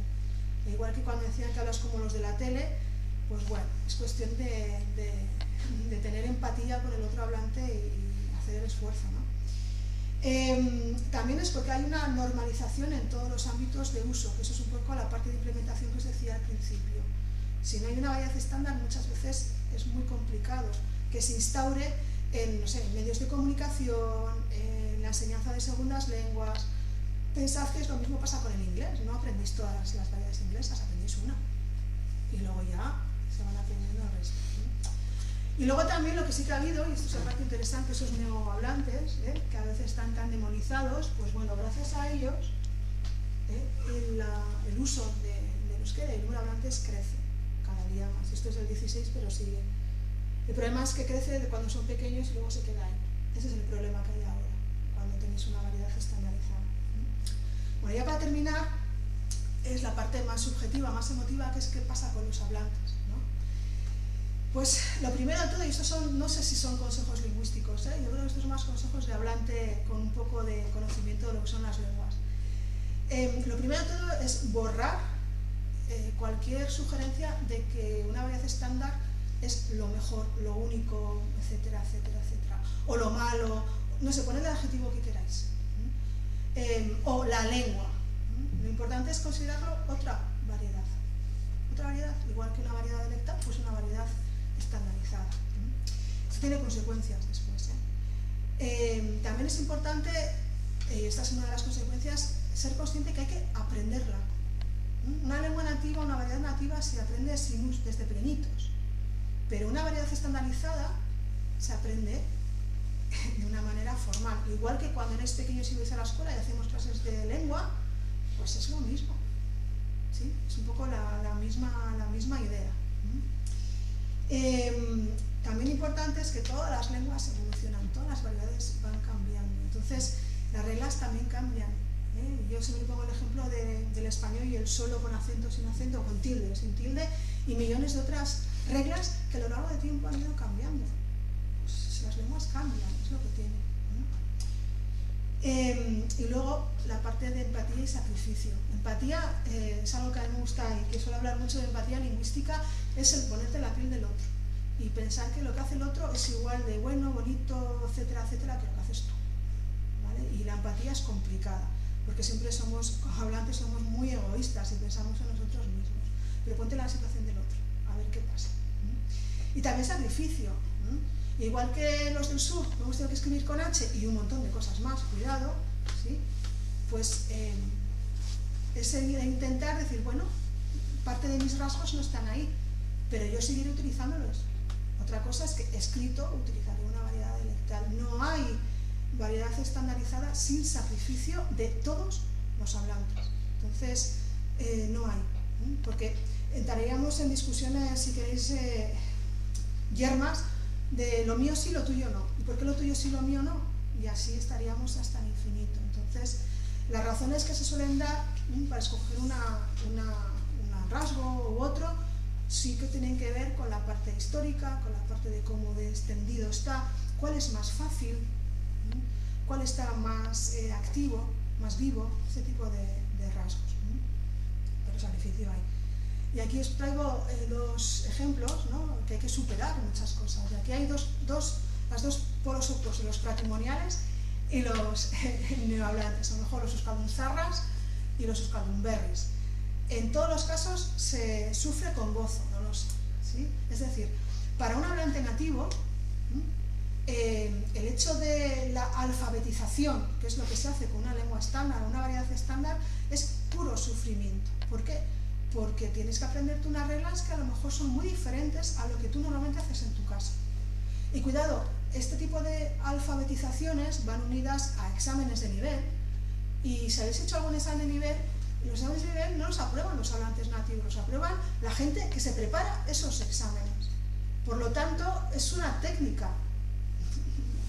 Y hubo unos tiempos cuando se empezó a poner, ¿no?, obligatorio el examen de C1, ¿no?, de euskera, donde mucha gente que pues hablaba desde toda la vida en euskera suspendía. ¿Por qué? Porque no es ir a un examen y como hablo ya puedo hacerlo. Es hablar en un contexto formal, con una variedad formal, estandarizada. Y eso que la parte oral se podía hablar en euskalkis distintos, pero la parte escrita no. Entonces ese es el sacrificio, hay que aprender una variedad diferente. Y luego la parte de los berries, ¿no? Ahí, lo que viene a decir, ¿no? Blanca Ausdel es una profesora de euskera, en la UPV escribe en el periódico, en algún cariac, este periódico de euskera, ¿no?, el Berria, que se llama ahora. Y lo que viene a decir ahí, ¿no?, es muchas veces lo que a veces solamente pasa en el extranjero con el inglés, ¿no?, que tú aprendes unas escrituras maravillosamente perfectas y vas, no sé, a Manchester y vas a mi autobús porque no te entienden. Porque ese how do you do, pues estudiaba en inglés hace mucho, pues no lo dice nadie. Pues un poco es lo mismo, ¿no? Y en este caso, muchas veces, ¿no?, nos pasa que queremos hacerlo de una manera estandarizada, perfecta, maravillosa, y resulta que el otro habla y estás hablando como la tele. Yo no estaba así. A mí eso, por ejemplo, cuando daba clases en la UPV de lingüística, yo nunca había dado en euskera lingüística, y me voy estudiando toda la terminología en el diccionario, mirando, y esto se dice tal, esto se dice cual. Que hacía clase, no me acuerdo que estaba dando algo muy básico de lingüística 1, y veía a los alumnos que llegaban así mirándome, como diciendo, está hablando en japonés. Claro, pero ¿qué? ¿No os han enseñado esto? Sí, pero no decimos tal, decimos pues, la palabra, pues el calco. Y digo, hola, ¿no? He estado una noche entera preparándome vocabulario científico específico y resulta, pues bueno, eso no quiere decir que esos alumnos no tengan que aprender jerga lingüística normalizada para ser buenos lingüistas y defenderse en euskera en un término científico, cuidado, ¿vale? Pero eso suele pasar. Entonces ahí tenéis las dos partes de la moneda, donde en ambos casos hay esa, ¿vale? Conclusiones. Me habéis dado media hora y la he agotado, ¿eh? Variedad estándar, pues es complicado, nunca es fácil. Los ingredientes, fijaos que digo ingredientes, todos los que tenéis ahí. Planificación, variedad, reglas, adaptación, multilingüismo, aceptación, hablantes, comunicación, es decir, un montón. La ideología es importante también, yo la he intentado esquivar a propósito, pero está ahí. Entonces, cualquier adjetivo, ¿no? El más correcto, apropiado, mejor, prestigioso, refinado, primigenio, verdadero, único, interno, invariable, todas esas características, pues no, es otra variedad más, ¿no? Y sobre todo, la empatía, lo mío, lo mejor, pues no, lo tuyo es igual de bueno que lo del lado. Y si queremos algo en común, pues tenemos que dar un poquito de lo nuestro. Al final del día, lo que importa, y esto es la conclusión si queréis de lingüista y de hablante, de lenguas en diferentes procesos de estandarización, pues os pongo otra viñeta, ¿no? Y dice el mejor euskera, el que sea. Entonces, bueno, yo suelo poner, ¿no? O la mejor, póngase la lengua variedad, ¿no? Que uno quiera, es el que se habla y se utiliza, ¿no? Porque sin hablantes y sin utilizarlo, pues la lengua muere, ¿no? Y la variedad muere. Y bueno, eso es todo. Muchas gracias.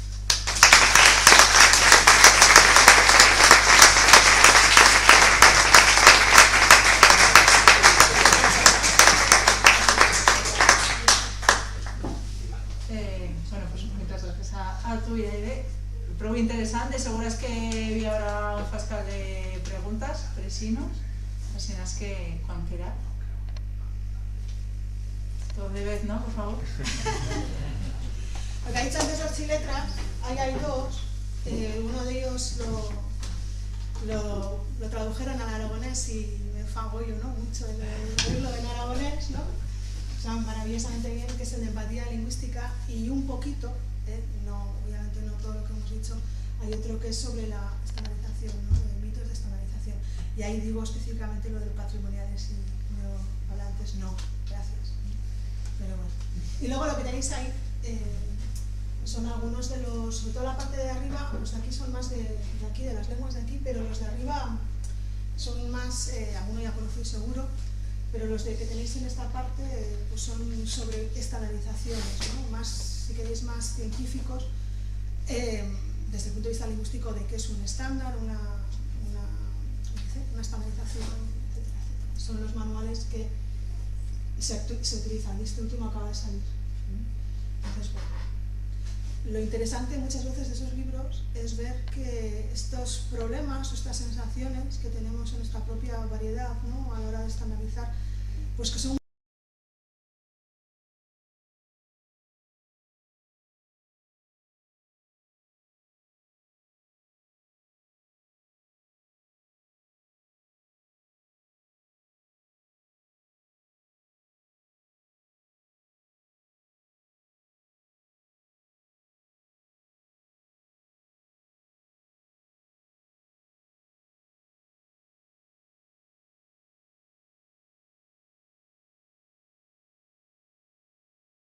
muy viejos, es una de las cosas curiosas, si queréis, y otras que pasan en muchas otras partes del mundo de una manera bastante similar. Y ya está. ¿Hay ninguna pregunta? No, puedo tener preguntas. Quería, pues, supongo que lo tendrá ya claro, pero ¿cómo lo obliga? ¿Es la academia la que opina? ¿Te refieres al estándar? ¿No? ¿Te refieres al estándar? Sí. El estándar es la academia la que desde un principio establece las reglas normativas de la variedad estandarizada. Entonces es la que, a mí la palabra imponer no me gusta mucho, pero es la que ha hecho, la que ha creado, por así decirlo, el estándar. El gobierno es la que utiliza, pero no es que el gobierno diga es esta variedad, es la academia la que establece, la que acuerda cuáles son las reglas, y se publicaban, como antes, periódicamente, entonces todo el mundo tenía que actualizarse. un poco lo que me preguntabas, ¿no? Y ya os digo, no ha sido nada fácil. He hecho una referencia, decías, como que siempre se decía en los hablantes, ¿no? Antes hablaba mejor y lo ha rechazado.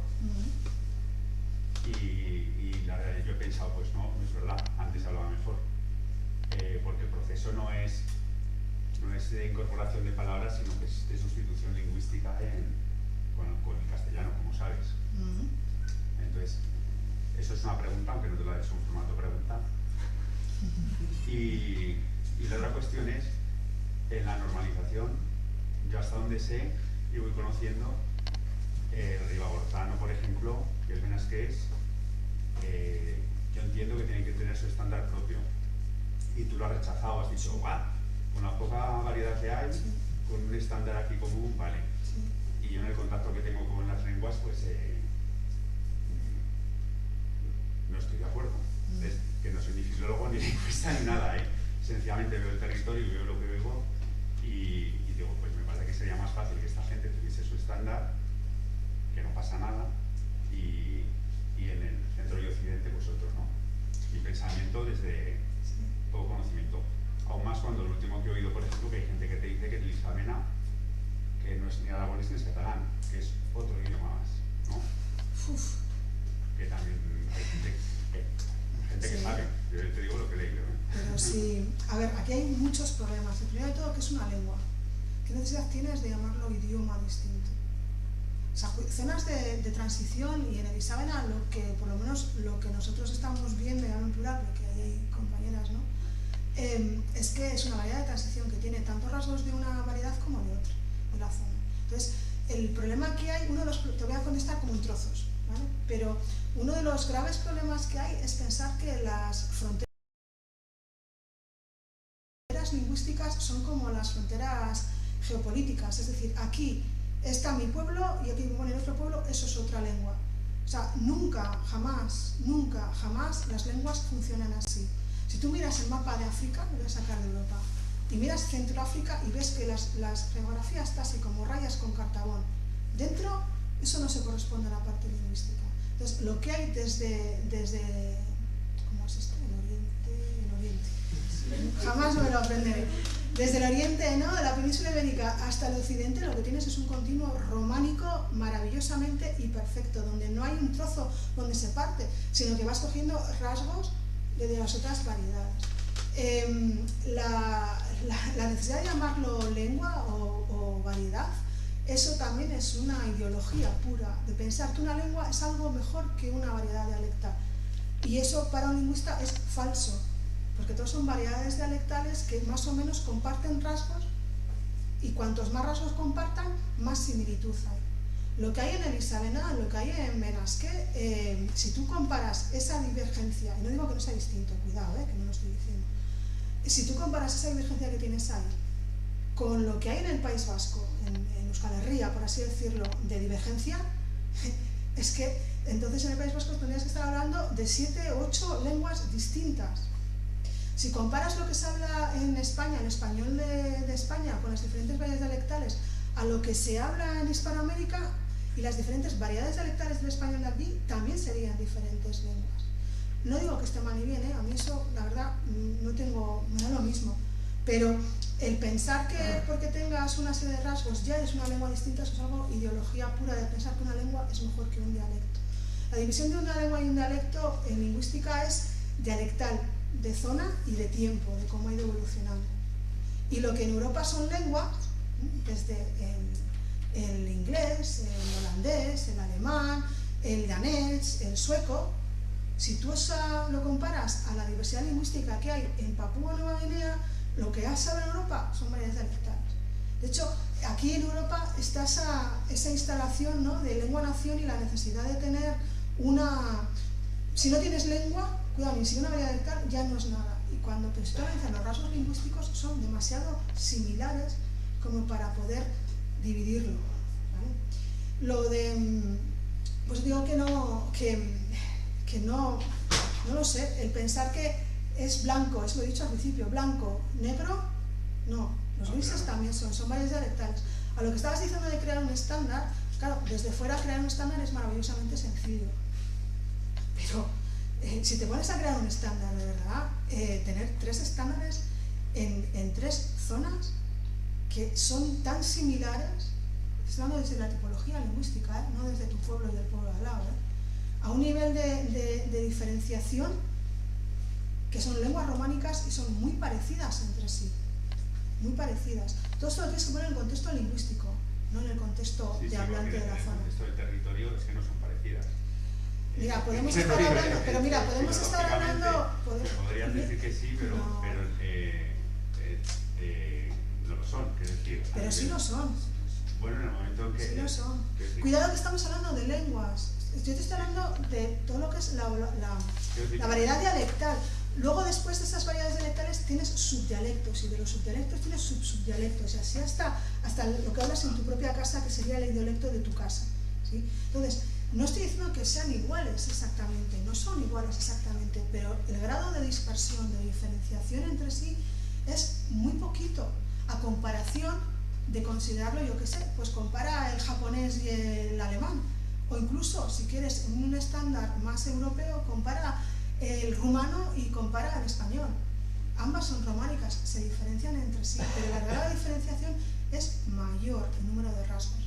Si tú pudieras hacer, imagínate, vamos a sacar 100 rasgos, estoy hablando en abstracto, ¿vale? 100 rasgos lingüísticos. Y vamos a comprobar esos 100 rasgos lingüísticos en todo lo que se habla en estas 5 zonas. Si cada esos 100 rasgos lingüísticos, las 5 zonas son totalmente diferentes, estamos hablando de mucha distinción entre sí. Pero de esos 100 rasgos, lo que hay diferente son 20 rasgos, eso en términos lingüísticos y no filológicos de diacronía, que es otra cosa distinta. Esos rasgos lingüísticos son variedades dialectales. Si tú vas a... Estoy hablando desde el punto de vista de la tipología, que es lo que estudia la diversidad lingüística, ¿sí? La dispersión que hay aquí es mínima, a comparación de otras. Otra cosa es que tú quieras por identidad separar y decir que hay 3 variedades y que Lisábana es distinto y que Ribagorzano es una tercera lengua. Puedes decir lo que quieras, yo no me voy a meter con eso, pero ni la documentación medieval ni la actualidad te va a decir que eso, analizado lingüísticamente, con rasgos lingüísticos, tiene una diferenciación tan grande como para separarla. Lo cual no quiere decir que sean diferentes variedades dialectales, claro que lo son. Igual que tú no hablas en castellano de Aragón, no es igual que el castellano, yo qué sé, de Sevilla, ni el occidental ni el oriental, pero eso no significa que sean lenguas diferentes, ¿sí? Y estamos hablando del tema lingüístico. La otra parte, que yo a veces sí que lo he oído, ¿no? Vamos a hacer 3 variedades, 3 estándares, así como si fueran churros. O sea, es muy complicado hacer un estándar. Un estándar no se hace, en el papel se hace rápidamente. Puedes hacer un estándar rápidamente, de tu pueblo también puedes hacer un estándar. Ahora, un estándar no es para unificarlo, es para usarlo en contextos formales. Tú me dirás, el proceso este que hemos visto aquí, la posibilidad de implementación que puede llegar a tener eso. Pero en el euskera, por ejemplo, se están usando, el euskera formal se está usando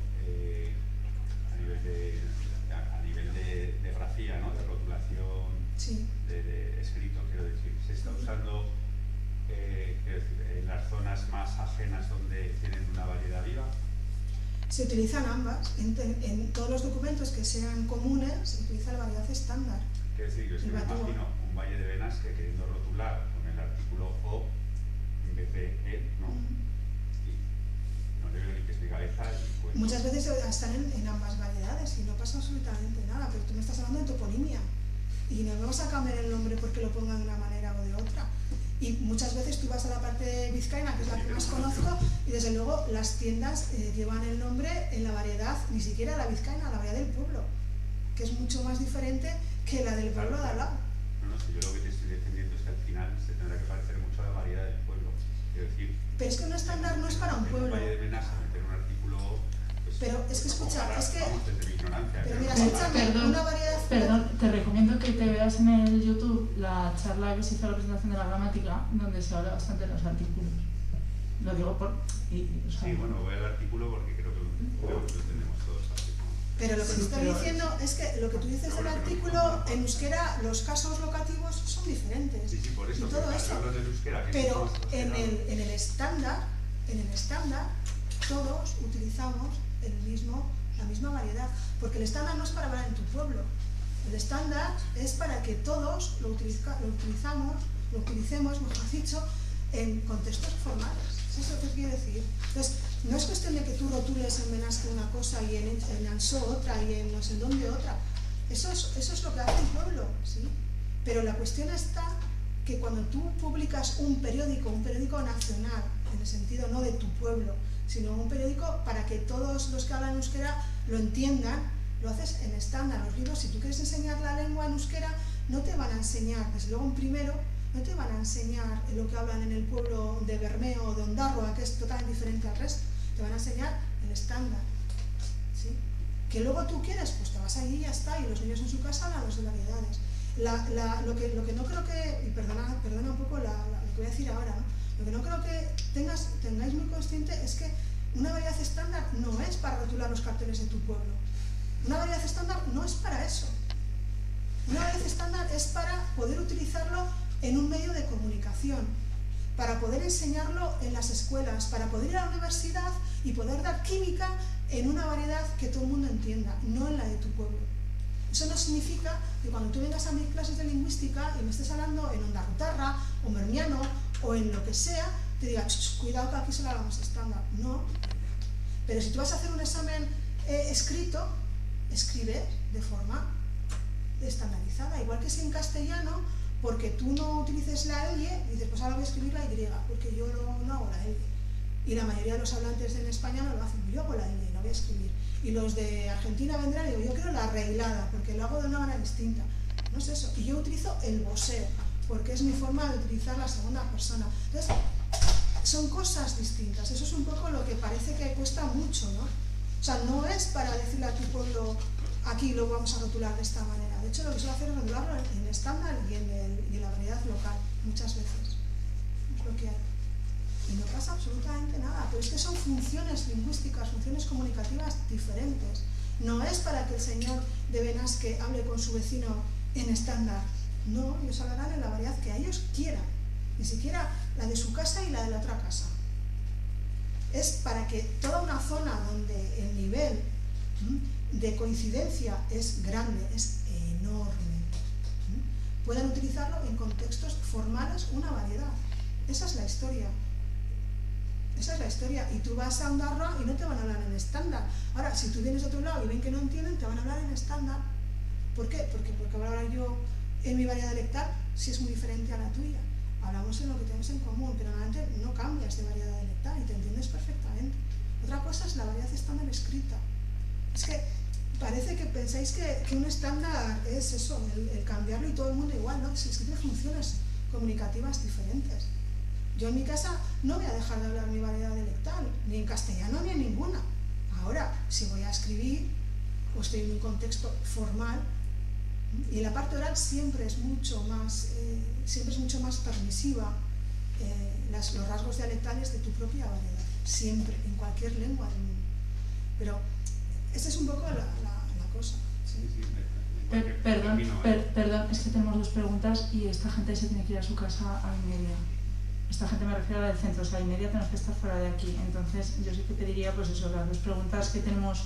David, ¿estabas tú primero?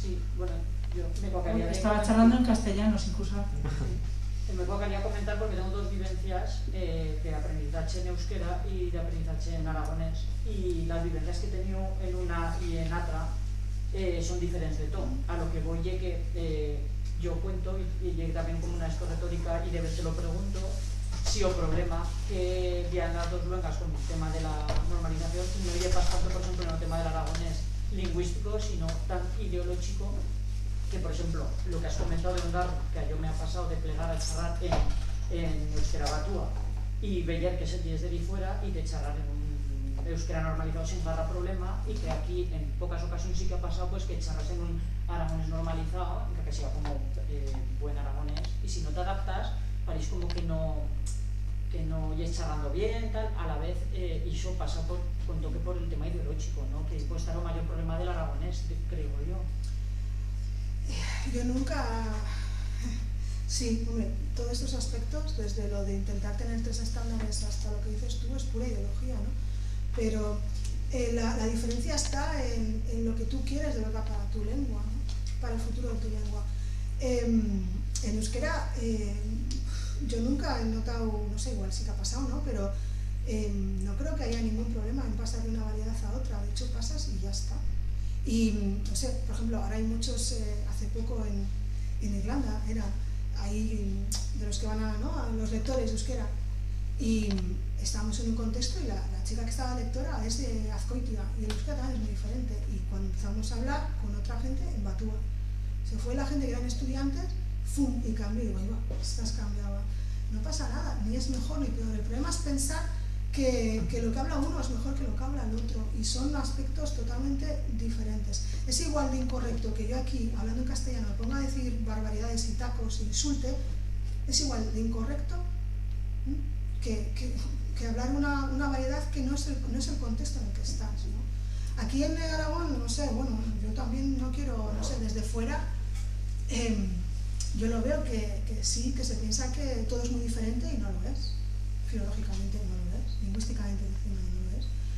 Que la diversidad es algo que en vez de verlo como una riqueza de la que hay que partir y mantener, pero a la vez crear una variedad estándar, uno es bueno y el otro es malo, y también en una lengua tan pequeñita como pueda ser, o lenguas o variedades, ¿no? Lo mismo como lo llamáis, como pueda ser lo que se habla en Aragón en el norte, por decirlo así,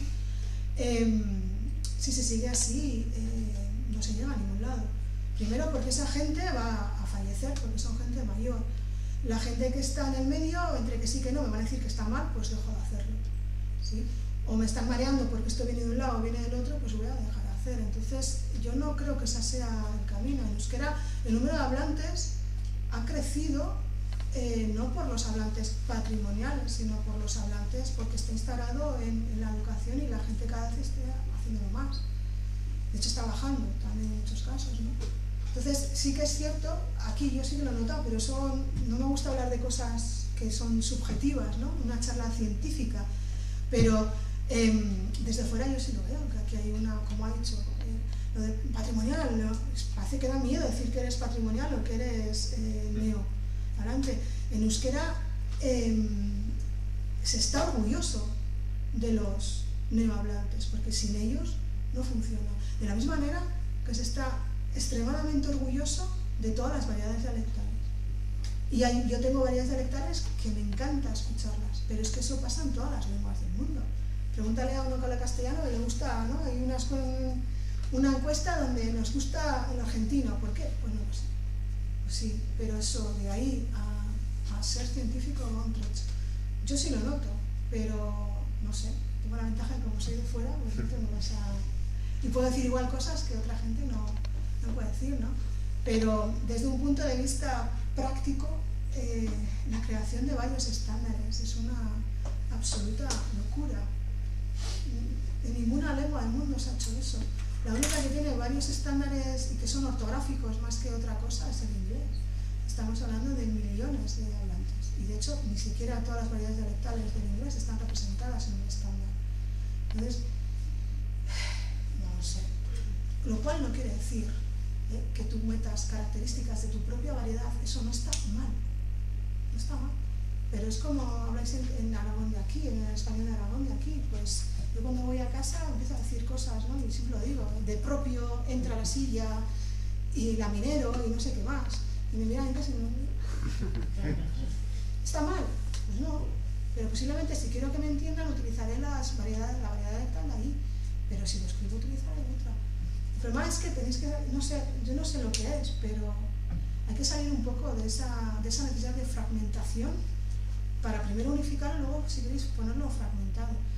Y en temas filológicos es muy complejo. Y el intentar ver lenguas donde son variedades dialectales, me da igual del lado que sea, eso tenéis que ponerlo en perspectiva lingüística de la variedad del mundo. Y lo que hay aquí son lenguas extremadamente similares o variedades extremadamente similares. que no iguales, yo no he dicho nunca igual. Pero todo depende del objetivo que queráis. Y una de las cosas que por ejemplo, falta es ese... Hay mucha gente, si tú preguntas a gente de variedades de euskera muy diferentes, que son muchas, al estándar, no lo ven como algo propio suyo. Claro que no, a sus hijos no van a hablar en estándar. Ahora tiene su uso, que es pues cuando veo la tele, cuando escribo una carta, cuando quiero, no sé, escribir algo, no sé, escribir una carrera. Son usos diferentes de una lengua. Esa es un poco la idea. Pasamos a la última pregunta, ¿se Vale. parece? Xavi. Bueno, felicitar a la organización porque me parece, acabo de ver que está todo esto en YouTube, mientras iba hablando y te salía todo. Madre mía, no queda grabado.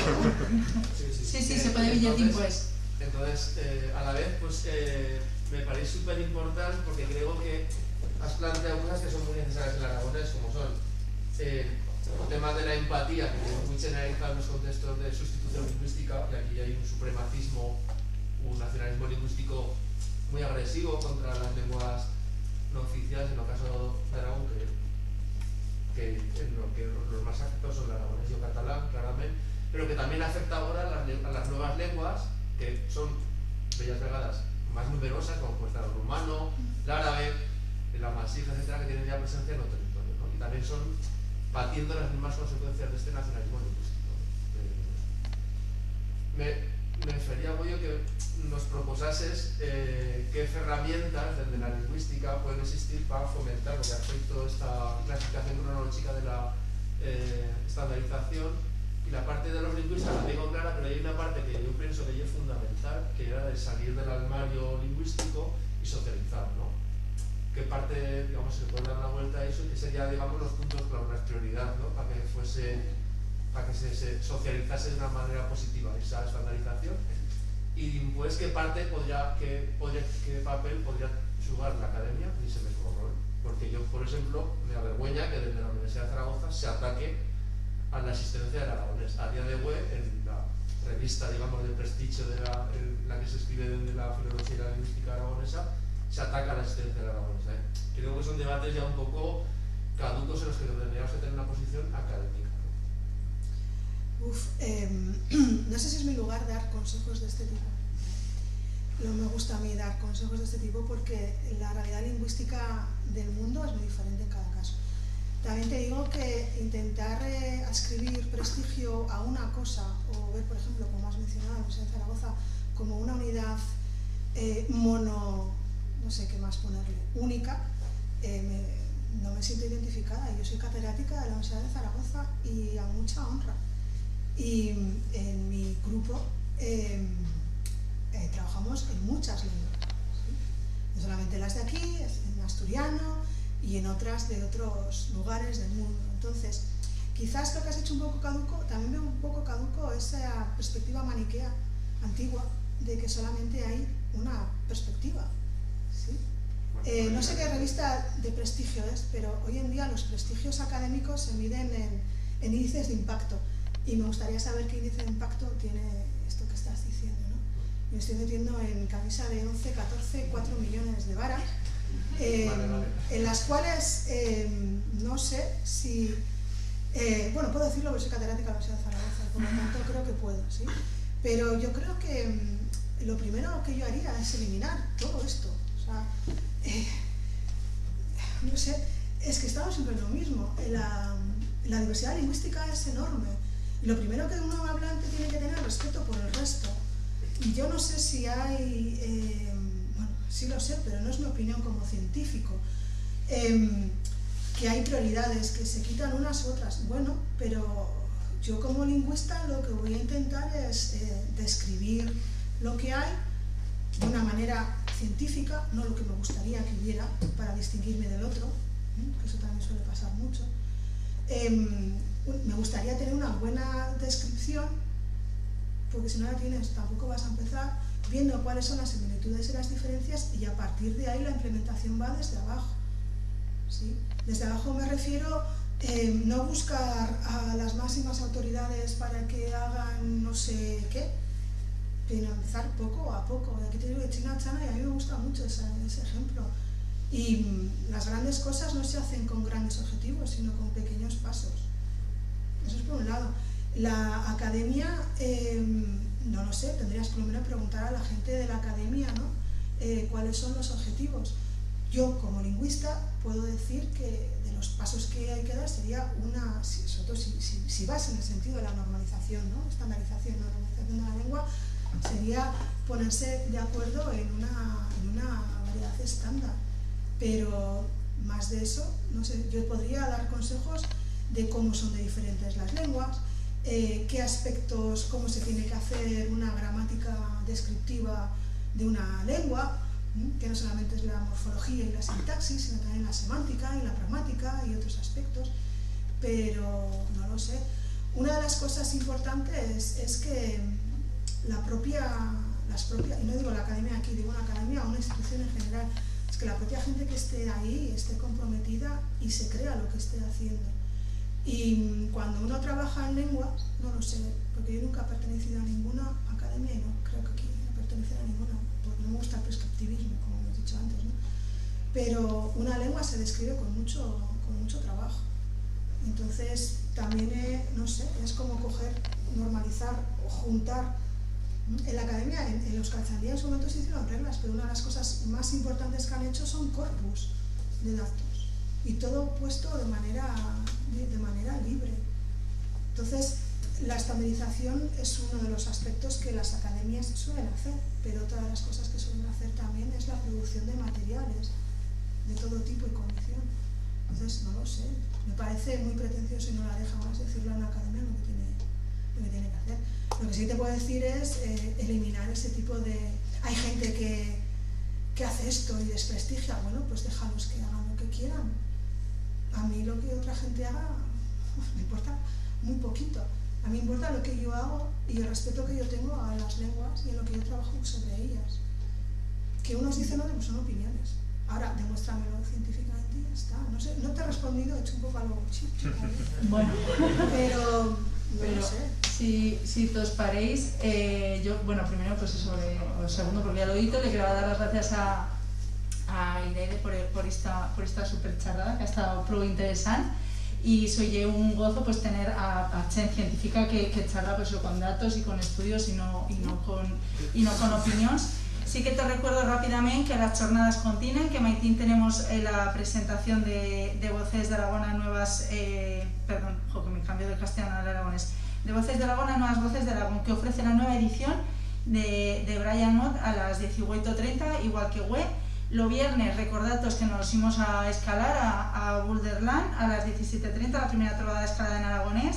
Lo 26 de abril, que tenemos la proyección documental en aragonés Baztán Bidasoa de Iñaki Hacha, aquí cambiamos la hora ya a las 19 y cambiamos de puesto también en el Centro de Historias, ¿vale?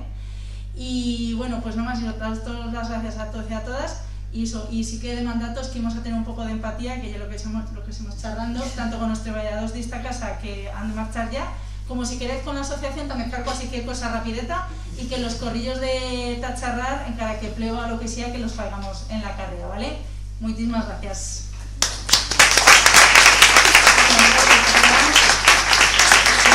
A la parte sentimental, digamos que un presente y por darte las gracias para... Guarda que me levanto, que si no vais aquí que nos da todo el proyector en la cara. Ahí sí, aquí. Se puede apagar el proyector, si no. Sí, pero no sé cómo. O si no, así. Aquí, un momento.